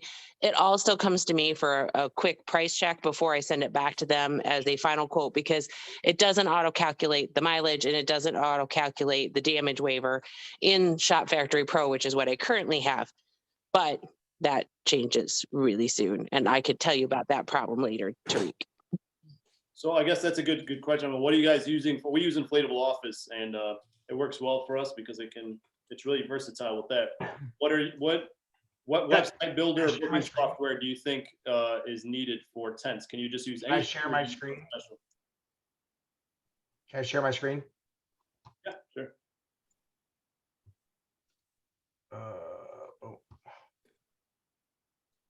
So Shop Factory Pro, I just looked it up. Is it made for tent companies? This is my BCN site, just for anybody watching. Is this playing? Yep, because, no, it's not. All right. Cool. No, it isn't. When I started years and years ago, I would like 30 years ago when I was a young person, we actually started with inflatables and entertainment. I added tents probably 24, 25 years ago. And so I've always kept the same builder program. It's a super powerful program, but it doesn't do timed in and out inventory. So I've got a whole tech guy that I've been working with to finally finish this problem I've had for like 2 years. So it's a great program if you just want to order a watch, but it isn't a great program for calculating, hey, this is out of stock, and calculating, hey, this is an automatic add-on percentage. So I don't recommend that program for anybody in the bounce business at all. Right. However, I have a complete tech package that we did, and I could tell you of the 8 companies that we teched out there, Inflatable Office came in number 2. Where did Rentmaster come in? Rentmaster is still based on Windows, right? Yeah, Am I it's remember? one and done. You buy it and then you're done. Yeah. And so my friend, a very good friend of mine, uses Rentmaster. So I asked my web guy that I'm working with, that's my tech solution guy, to go over and take a look at Rentmaster. But for what I ultimately need to do, it isn't a fix for me. However, it is a great fix for, it's a fast and easy to do and learn program, but it isn't a fix for me because I have to do a builder program within my ultimate website, which won't work with that. So. Right. No, Rentmaster does not work with websites. And for me, because I do weddings, I don't want anyone ordering anything online because they're going to have a 200-person But if you want to turn wedding. around quick, it's super easy to use on the computer for that. Yeah. I like your packages a lot, Justin. That's very clear. 48 chairs, 6 tables, and a tent. I think that's really cool. I don't know how you guys do Except for now, you got to go back and put an asterisk. 48 chairs if they're fluffy. 36. Yeah, they can figure it out. So, I tell this is fully loaded, packed to the brim. Like that's how I tell people. And then so back to what I was saying before. So I have none of my frame tents are actually here. I only have these ones. I'm waiting for tops to come in so I can start doing them. But I have some of them booked for like a month from now because I was confident enough to do that. Whereas they're not on this site yet, but eventually I'll have these same packages for frame tents too. But yeah, this is basically how I do it. They can book online here, or if they go in here, they can like add a tent. You know what I mean? It was like book online, pick a date. I'm gonna hate myself later.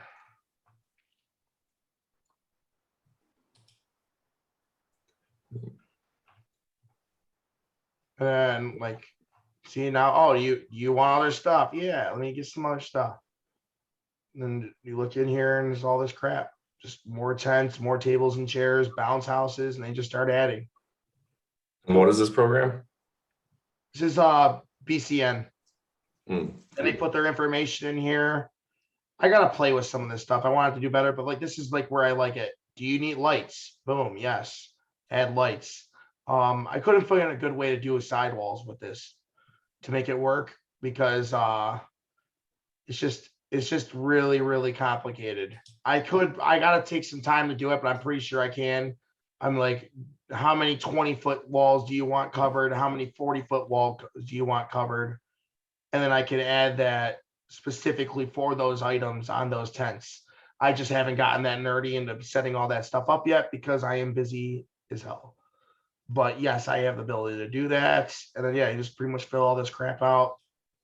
And then this is where you'd see all the terms and conditions and whatnot. And then, yeah, they go through the booking.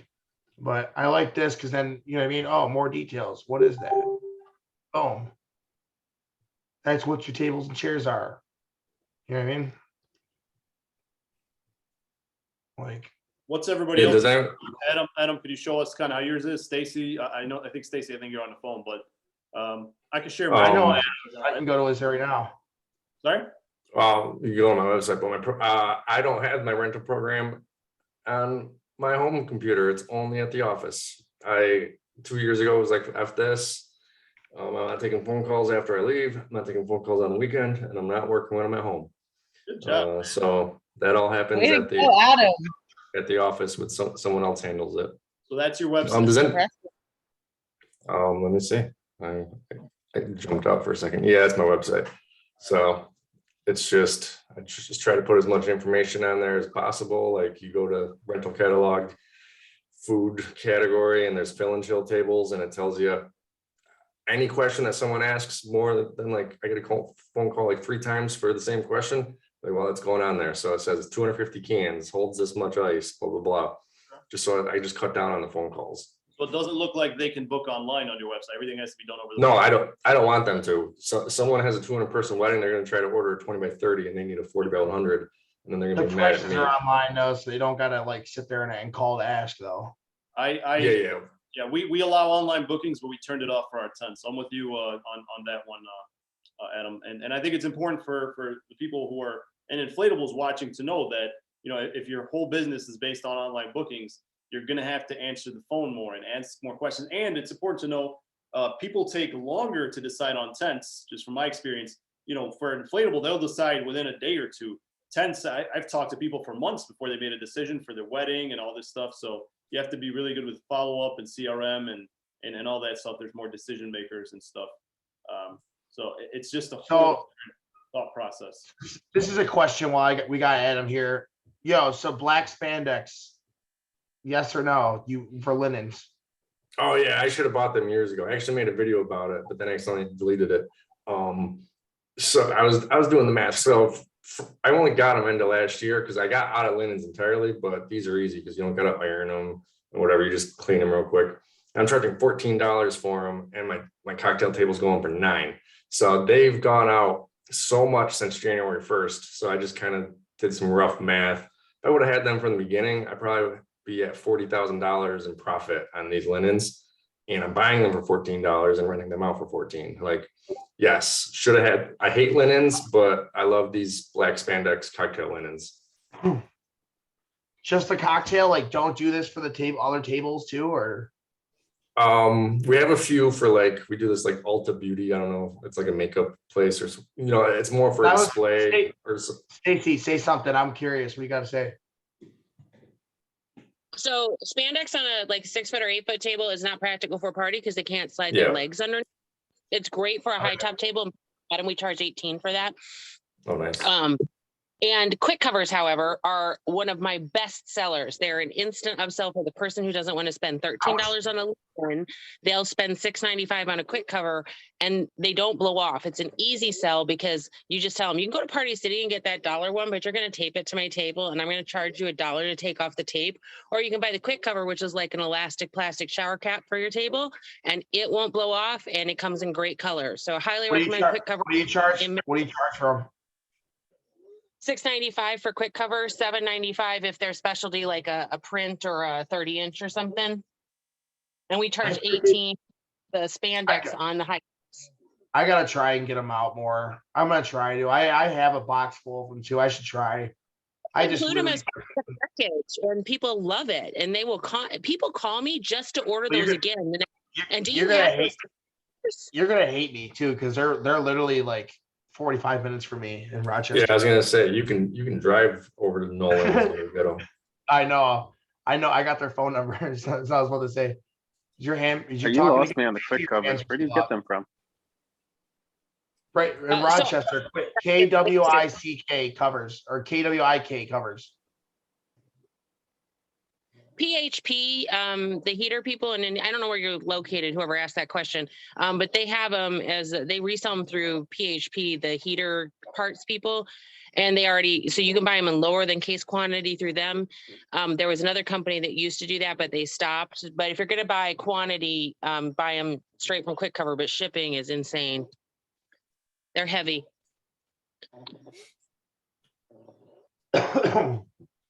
Oh, that's why you charge so much. That was thinking now. That's why she charges so much. Yeah, I think I could charge like $3 or $4. It's almost $1.25 per cover for me. It's like almost $1.25 extra just per cover, even when I'm ordering them on a on a pallet or by the case. So I try and go to Indiana and grab them when I can, because then they already added in like a quarter for shipping or something, and I can just pick them up and I don't have to pay shipping.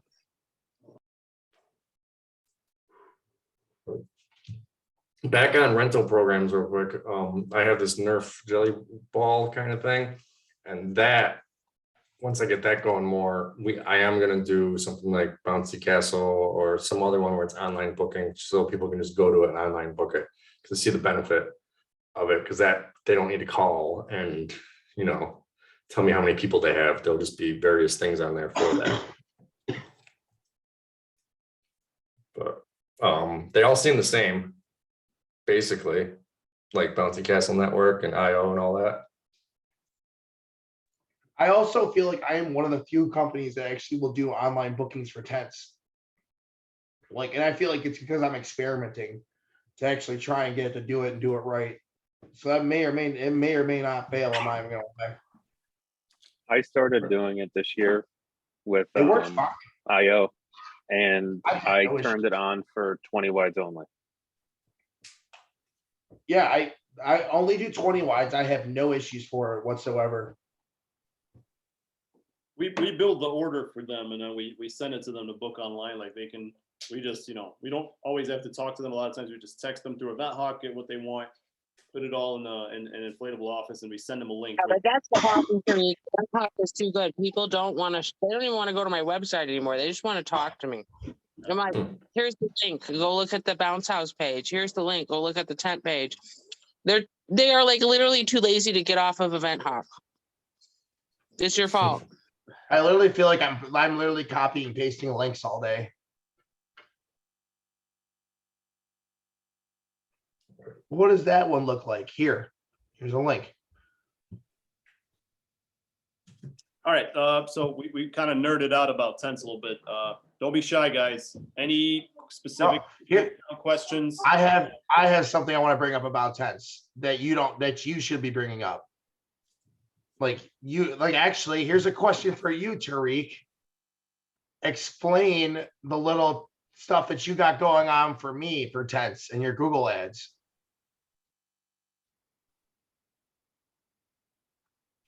Do you hear me? Tariq. This guy. Yeah. Well, anyways, guys, I just jumped in for a second. I got to set up 2,000 chairs tomorrow, so I got to leave. Okay, bye. Bye, everyone. Bye, Adam. Thanks. Yeah, thanks for having me. I don't know why he just left like that. Tariq, you there? He's probably just having an issue because he's still here. So I don't know. Yeah, I know. Yeah, it's weird. Anybody else have any questions? Tariq basically, I can explain it. Tariq built a Google, basically a form for when instead of my tent category or my tent ads, when I'm doing my Google ads, instead of it going right to my tent category on my website and then just booking on my website, they actually go to an EventHawk form and they fill that out. And then after a few minutes, the EventHawk actually texts them and gets them the conversation going a different way. He basically created that too. And I'm getting so many more tent bookings because of it, or just being able to get more quotes out there. Because now they basically send all the information over that. And now I'm able to retain their phone number, email address, and everything. So when I'm paying for all those clicks on Google, I'm getting all this information in exchange. Whereas instead of them maybe just going on my website and looking around, then maybe purchasing something and I maybe get their information. So that was just that is a really, really big benefit I wanted to shout him out for that he's not here for. Yeah, we had one of the kids fell down the stairs. Sorry, guys, had to run down. Oh, you're good. You're good. Dang. You're fine. Happens all the time. Cursed stairs. I thought you walked away. I was like, what is he doing? I'm like asking him what was up. But no, I was explaining them that Google tent form that you set up for me. Oh yeah. That's actually been a pretty big game changer. That works pretty well. That has changed things drastically for us. You show them it? I didn't show it to him. No, I didn't know. You want to explain it to him and show him to him? Yeah, if you're cool with it. Yeah, I gave a rundown. Show them right now. I don't care. Pull it up. So essentially, it's just like anything else. You don't want to just get people to click on your website and order online, because a lot of times there's a lot that happens between the click and the order. So you want to at least collect their information, like Justin was saying, whether you would do online bookings or not. You want to collect their information. So with EventHawk, we built a page and we tested to see the conversion rate. We got really, really high conversions from this, and this is what it looks like essentially. So this is like a one-page website that Justin uses only for tents. So he has his own website, but when we run Google ads for tents, for anybody typing tent rental near me, they go to this page. They don't see his bouncy house website. They don't see any of that stuff. They see this, and it's designed to build trust, and it's designed to just get them to fill out this form. Quote request, get a response within 15 minutes during business hours. And a lot of people are like, yeah, right. I've been waiting for the company to call me for 3 days. EventHawk texts them within 5 minutes, not 15 minutes. So they're like, oh my God, wow. We don't text them with a quote, but we start the conversation, and they love that. And it works really, really well. But essentially it's just a quote form that's easy. Instead of asking what size tent you want, it says how many guests. So you can recommend the best tent size. Instead of asking, do you want sidewalls? You say, do you want an open tent or closed tent? These are all the questions we used to get, kind of like what Adam said. When we keep getting the same question over and over, we're like, man, we got to stop telling people sidewalls, because like, well, what is that? So now I just say open or closed, and I figure it out for them.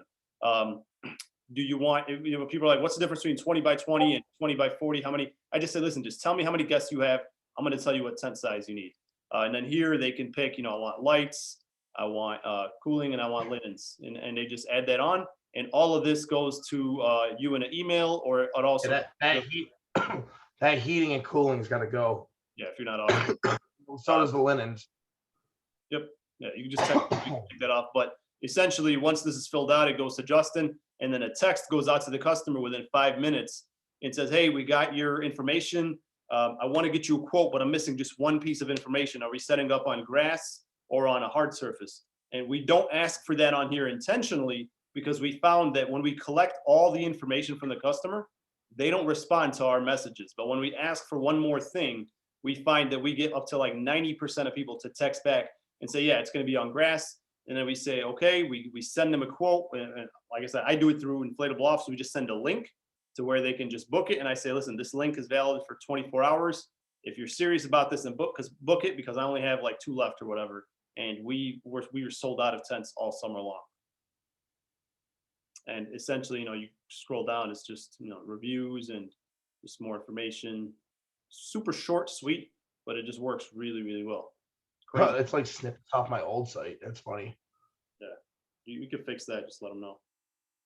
No, it looks good. It looks fine. It works still.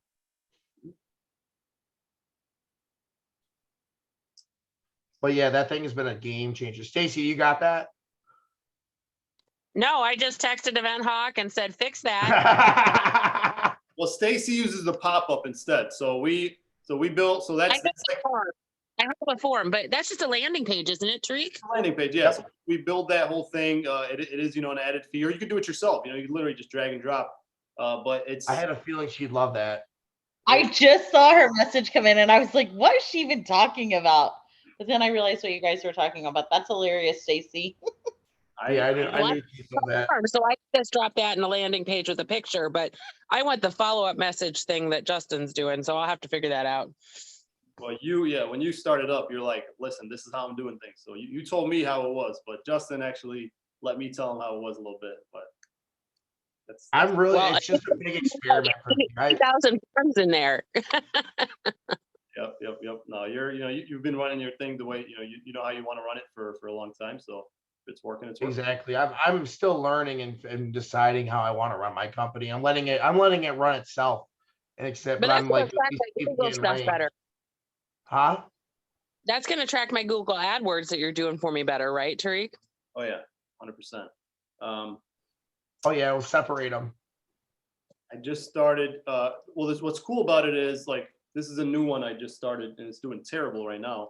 But I do it for my bounce house company, and I'm split. So this is all in EventHawk they're built, and you could see it. You could basically see how you're doing in Event Hawk. You can see like, so I did a split test, and all I did was change the city name, and so it's not much difference. But it sent 20 people to this variation, 22 to this variation. This one's converting at 5%. This one's converting at 4.55%. And you just keep, making changes until you get something that really works. My record is with one of these is 40%. For it was just like a regular bounce house pages. The 10 pages you'll do very, very well, very, very fast. Let me see how that works. Show that one. I want to see that form. For yours, have you been using yours? Bounce house one? Oh, the bounce house one. Oh, I'll show you. Yeah, it's essentially. What the say? You just showed me mine. What? You're seeing my screen, right? Yeah. It's the same thing. Same deal. It's just, enter your info to get our current specials. Bounce house people want a deal. 10 people want a quote. That's what we find. Like, that's the value. They want an actual quote. And it's the same thing. It's just built. And anything. So what is this sending them to then? It's just the event form. They just get the coupon, and then it texts them 5 minutes later. Oh, so you're doing that for the same thing for your bounce house ad landing page. You're not sending them to the website. You're sending them to this. Yep. It's just been a terrible year in Chicago. Like, I just saw an article in the last 43 days. We had one day of sunshine or something like that. It's just really. Yeah, it's been really, dude. It's been rainy by me too, buddy. Don't worry. I feel your pain. It sucks, man. But it's okay. I'm enjoying the break. I'm getting yeah. Chicago had one day of sunshine in the past 42 days. This was just on one of the news sites. And this is why I like having backup plans. All my rained out bounces last week, man, I was able to sell them into something else, and I saved my weekend. Yay! Oh yeah, tents are great when the rain. When it rains, your bounce houses go away, but they all want tents. So it's and that's another thing. That we didn't even bring that up earlier. That's a whole thing. Like, I always have money during the week, even if it rains. That's what I love about the tents. Like, I can have all my bounce houses canceled, but I'm still making like a good 5 or 6. That's last year. I was making a good 5 or 6 grand just off tents, even if it rained. Yep, it's a great. Yeah, but then you also have all the pain in the ass last minute rain calls. Like, can I get a tent for tomorrow? Well, yeah, you're gonna pay for block. Nope. If I can't do it, you can't do it. That's another thing. If you can't do it, don't just say yes because you got it. If you physically cannot go do it, don't just be like yes. Don't work yourself in the midnight. Don't work if you work your guys in the midnight, they're not going to work the next day. Like, this is, you know what I mean? Don't try and get this last 10 out because you can make an extra couple, you know what I mean? Get that extra $500 fee. But then the next day you got your guys calling off on a Saturday because you worked them out until 10 o'clock the night before. Like, this is like, I know you know better, Stacy. I'm just, you know what I mean? I'm talking all these newbies. That was me. I did not know better. Somebody said, hey, we want a tent that's going to cover like 100 by 200. I said, hey, I'll go buy that tent. We want a dance floor. All right, I'll buy a dance floor. We want light. I bought everything. And then, I guess my biggest advice really is know when you're out of your league, kind of like what Justin's saying. Work with somebody else like Stacy or it's okay to say, listen, this job is too big for me. I recommend this company. It's that. I do that all the time, and they call me all the time for other stuff. I am the guy, like, people know me as the guy that I hang up with the customer and I call Tent and Table. How soon could you hand me a heater? And it's like, man, that was the wrong way to run. And then you sell it to me, Tariq. Yeah, exactly. Selling it all, right? I wouldn't, if I didn't do that, I would have never met Stacy. But it's easy to say, oh well, I can buy that and make my money back in one rental or something like that. But it's never a good strategy. If charge that much, if they say yes, then go buy it. Even then, man, like, you don't, like, that's exactly what I did with a heater. And I sat there on the phone with Mark, the owner of Tent and Table, trying to troubleshoot, because I never set up a heater before, but I ordered it for this one job, and I sat there. I never touched propane, and I had to, buy a propane tank and do all this stuff I knew about. Embarrassing to a customer. It's just, yeah, that's funny as shit. That's terrible. Funny. Terrible. I will plug that I now have 42. That's a whole nother thing though. The experience though. Do not troubleshoot in front of a customer if you've never done something before. That was a setup in itself. Like, I will never buy something and set it up for the first time in front of a customer. That is a setup. Yep. You look inexperienced. It all looks so easy until you do it. All right, well, we've gone a while, so any last questions, guys? Don't hold back. What are your big tent questions? What have you been holding back? What are you getting out of all this? If you're on Facebook or the chat, go ahead. Who's buying tents? Yeah, who did Justin convince to get into tents? Raise your hand, or tell me on Facebook. Who decided from this call that tents are a great idea? Let's do it. Tents can be profitable. I see Alex is selling 3. Freddie is selling his tent.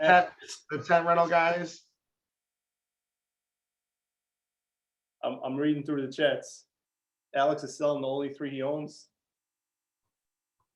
Yeah, it's tough. I mean, more work for everybody else. Brittany Williams says she's getting into tents. Dream Party Rentals is sticking with his tents. Brittany, congratulations. Go get it. So number 1, know when you're out of your league. Number 2, find a mentor. Honestly, Tony Castle, Mo Abdu, and Randy Hamilton. I call those guys out all the time. They helped me so much because I'll be honest, when I first started tents, the Facebook groups were a whole nother story. Anytime I'd post a question about tents, I'd get laughed at. People would make fun of me. They'd say that you should get out of tents. You don't know what you're doing. But those 3 guys, they said, hey, call me if you have questions. And I did, and they helped me a lot.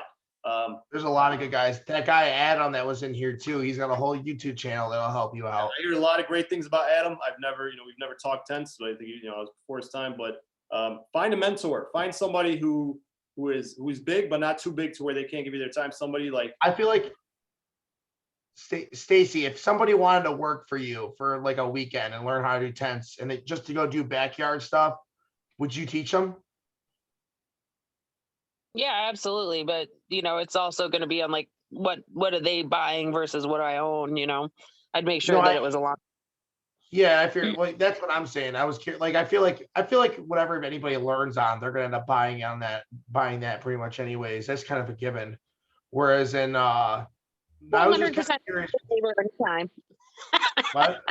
What'd you say? 100% take free labor anytime.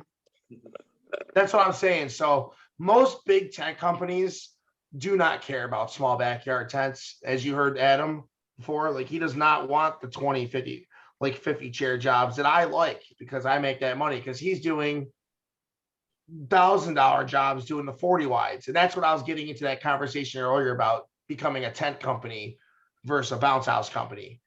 Do you see what I'm saying? So now when you're doing all these tents, like 20 wides is okay. Like you'll be fine. You'll be fine doing 20 wides. When you start, I lost my train of thought totally. I literally thought. Before I grew, okay, I lived on 20 wides for years.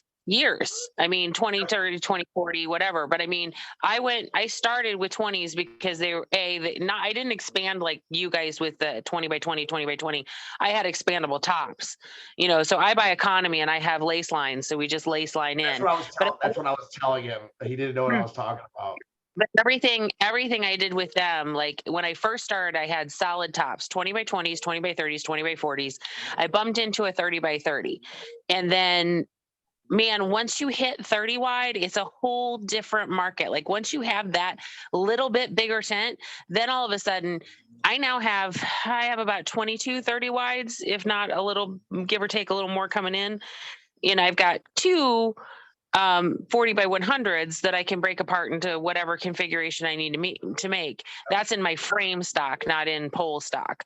So, but I lived for probably 12 years in that 20 wide world and did just fine because I started with inflatables and then I went to tents.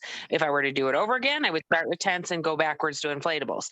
But now my feet are firmly planted in both worlds. So I'm kind of an amalgamation because I also have like, it's one of those like heart and soul things. You got to be in both and do both. With inflatables. Like I love inflatables. I could never get out of it, but I feel like I'm slowly building my tent company. But like, for what you do with the inflatables and stuff, and for the feelings you have regarding like fancy chairs and weddings and stuff, honestly, you're solid there for a good 10, 15 years before you even have to think about going bigger. It's good. Exactly. That's how I feel. I rather work on content and stuff like that. But that's what I was getting at. So there's so many people that literally don't want to deal with those backyards and it's small to them, that they'll teach you how to go do a 20 wide tent with your bounce houses. They don't really care. Like, you know what I mean? At the end of the day, you're actually helping them at times because you're alleviating those calls on them.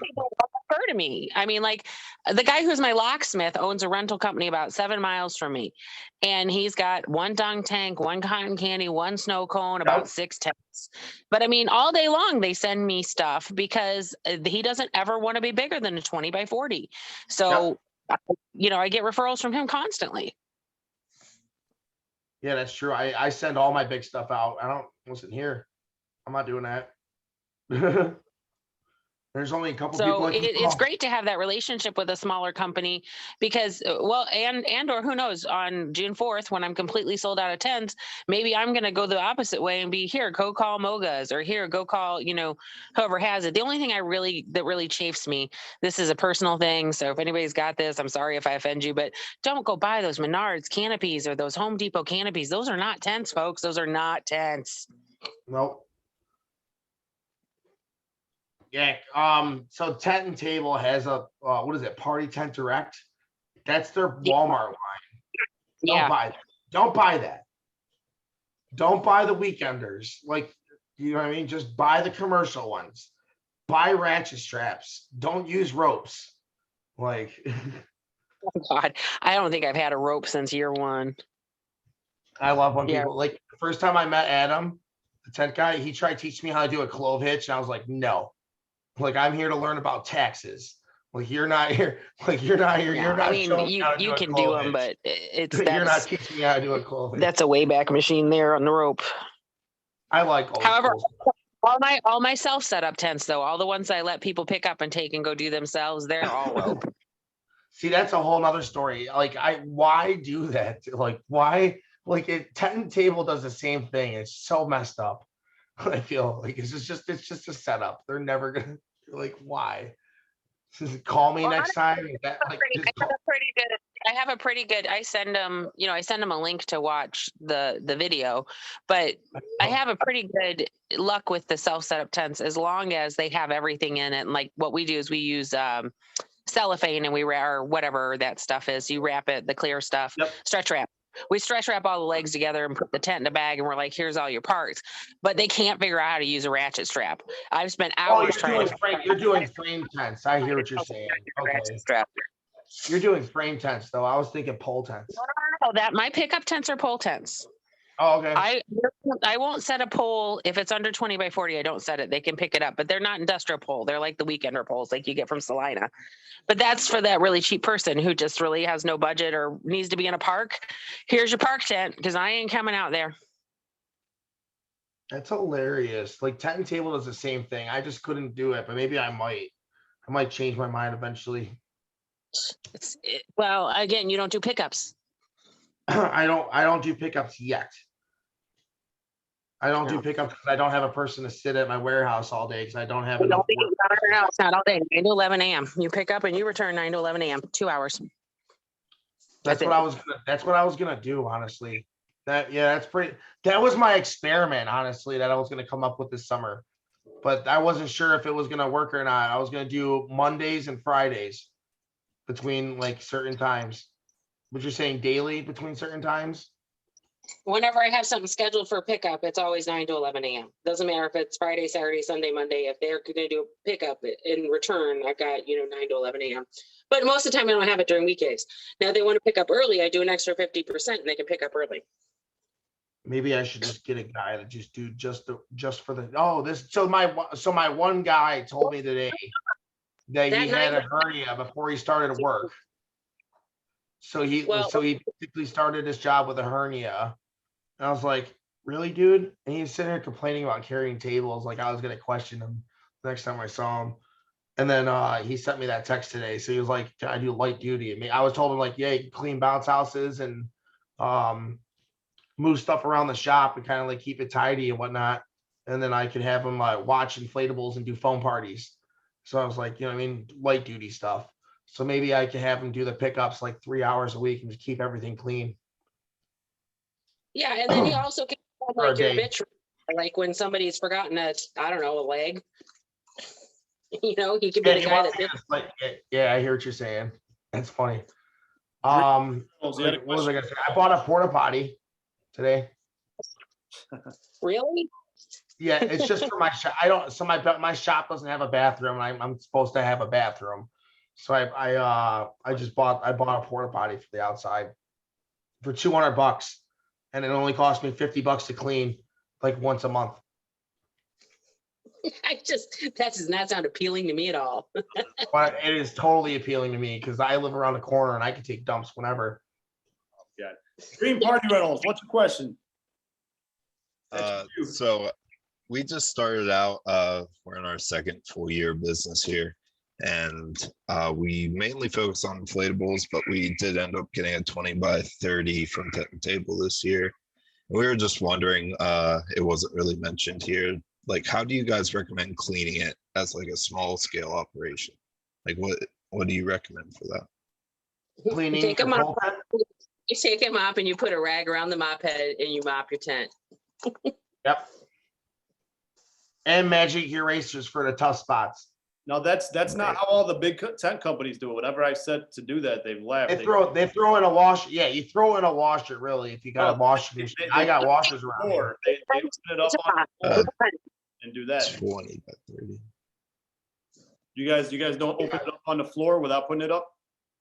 If you got a bigger spot, if you got a big enough space, most people don't have No, that like space. we're a pretty small scale operation here, so 9 times out of 10, you can't do that really on grass. You can do it on a hard surface. So if you're in a parking lot, yeah. Last year in our parking lot, that's our issue. we put up tables and we spread it out on the tables on 6-foot tables. Yeah, okay. it's a patchy clean that way. If you can spread it out, put a tarp in a parking lot and do it that way, that's a good way to do it. Okay. If you don't have room to spread it out, you take 2 8-footers.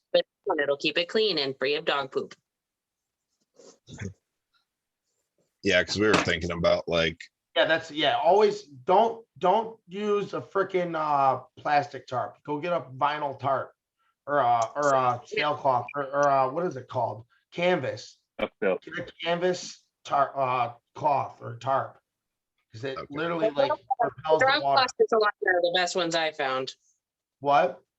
The ones that Salina makes are the best ones I found. They're lightweight, they're easy to use. I got these ones from from Rental Innovations from Brian. They're from Made in India or whatever. Those things are freaking awesome. Yeah. What? He's probably got great ones. I just never ordered them. I like his bags. Yeah, I would try one of those tarps. Like I literally I swear by that thing. I could see the water drops literally sit on it when in the mud too. Like it doesn't even sink into it. It's wild. Like you're just it just doesn't absorb. Definitely something. But the thing is, it's heavy as shit. So buy them only in 20-foot by 20-foot sections. And then so if you're doing a 40 wide, don't buy a 20 by 40. That's what I did at first. That thing's huge. Like I bought a 20 by 40 that's used for 40 wide tents. You want to use a 20 by 20 sections because it's just easier when you're doing a 20 by 40. Now, what was I saying? The reason you do it is because they're heavier, so they won't blow away in the wind. That's another reason, and they're waterproof like that. But you start messing with those plastic tarps and then in the wind, trying to save a tent from getting dirty, it's just moving all over the place. It's going to be a nightmare. Yeah, we were trying to figure out if we could suspend it in the air somehow, because it's a smaller tent, it's not huge, but maybe hang it up. There's a lot of times pressure wise, do is it whatever. a pole tent or a frame tent? It's a frame tent. Yeah, no, there's some. I'm not going to tell you. There's something you can do, but it's sketchy. I'm not going to tell you to do it. Because you can not put the center in it and then you can clean it the time from that way, but you shouldn't do that. Yeah, probably wouldn't do that. Dude, if it's really, really bad, go spend $200-300 and just go have it washed. It'll be brand new. Should be like 39 cents a square foot to wash it.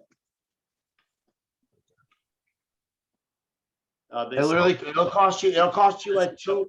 Is it true that washing it messes up the threads?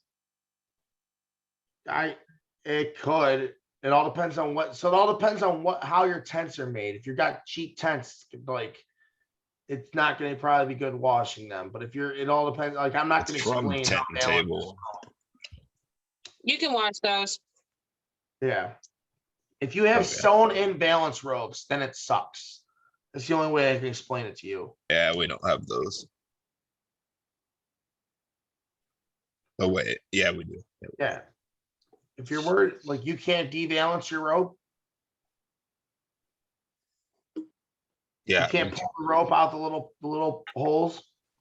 Ours can't. No. no. Yeah, then it sucks. Yeah. I mean, say what you want about tent and table, but that helps. It helped us. I would have never got into tents paying. I don't know. They were the cheapest ones. They got us. Oh, the tent and table's awesome, man. They're in Buffalo. I love Mark and I love Brett, man. Yeah, They're we good. spent a trip up there a couple weeks ago to pick up that tent. They're Oh, great you up didn't there. get any chicken wings or say hi?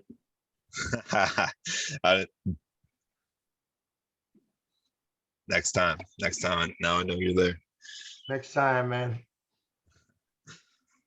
All right. Well, I think that's all the questions. Anybody have any final thoughts, final points to add? I'll add something just because the last person that was just talking doesn't sound like they have any space. What we do to clean our tents in that situation, we take 2 8-foot tables and we essentially clean and pull the tent over and clean it section by section, dry it off and bring it over. I work in a tight spot.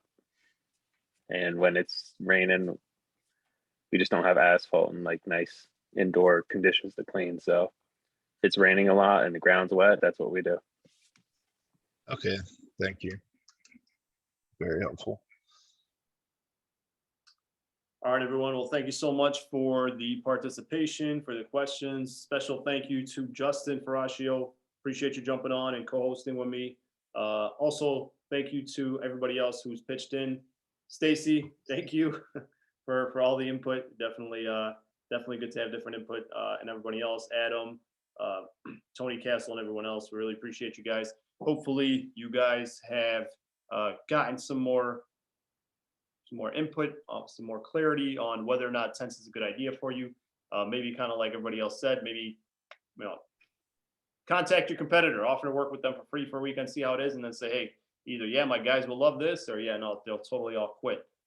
Again, for all the different points we mentioned, you have to consider not just the money you make with tents, the labor, the time, the scheduling, the space, all that stuff. So no right or wrong answer. It's just some people are tent guys, other people are not.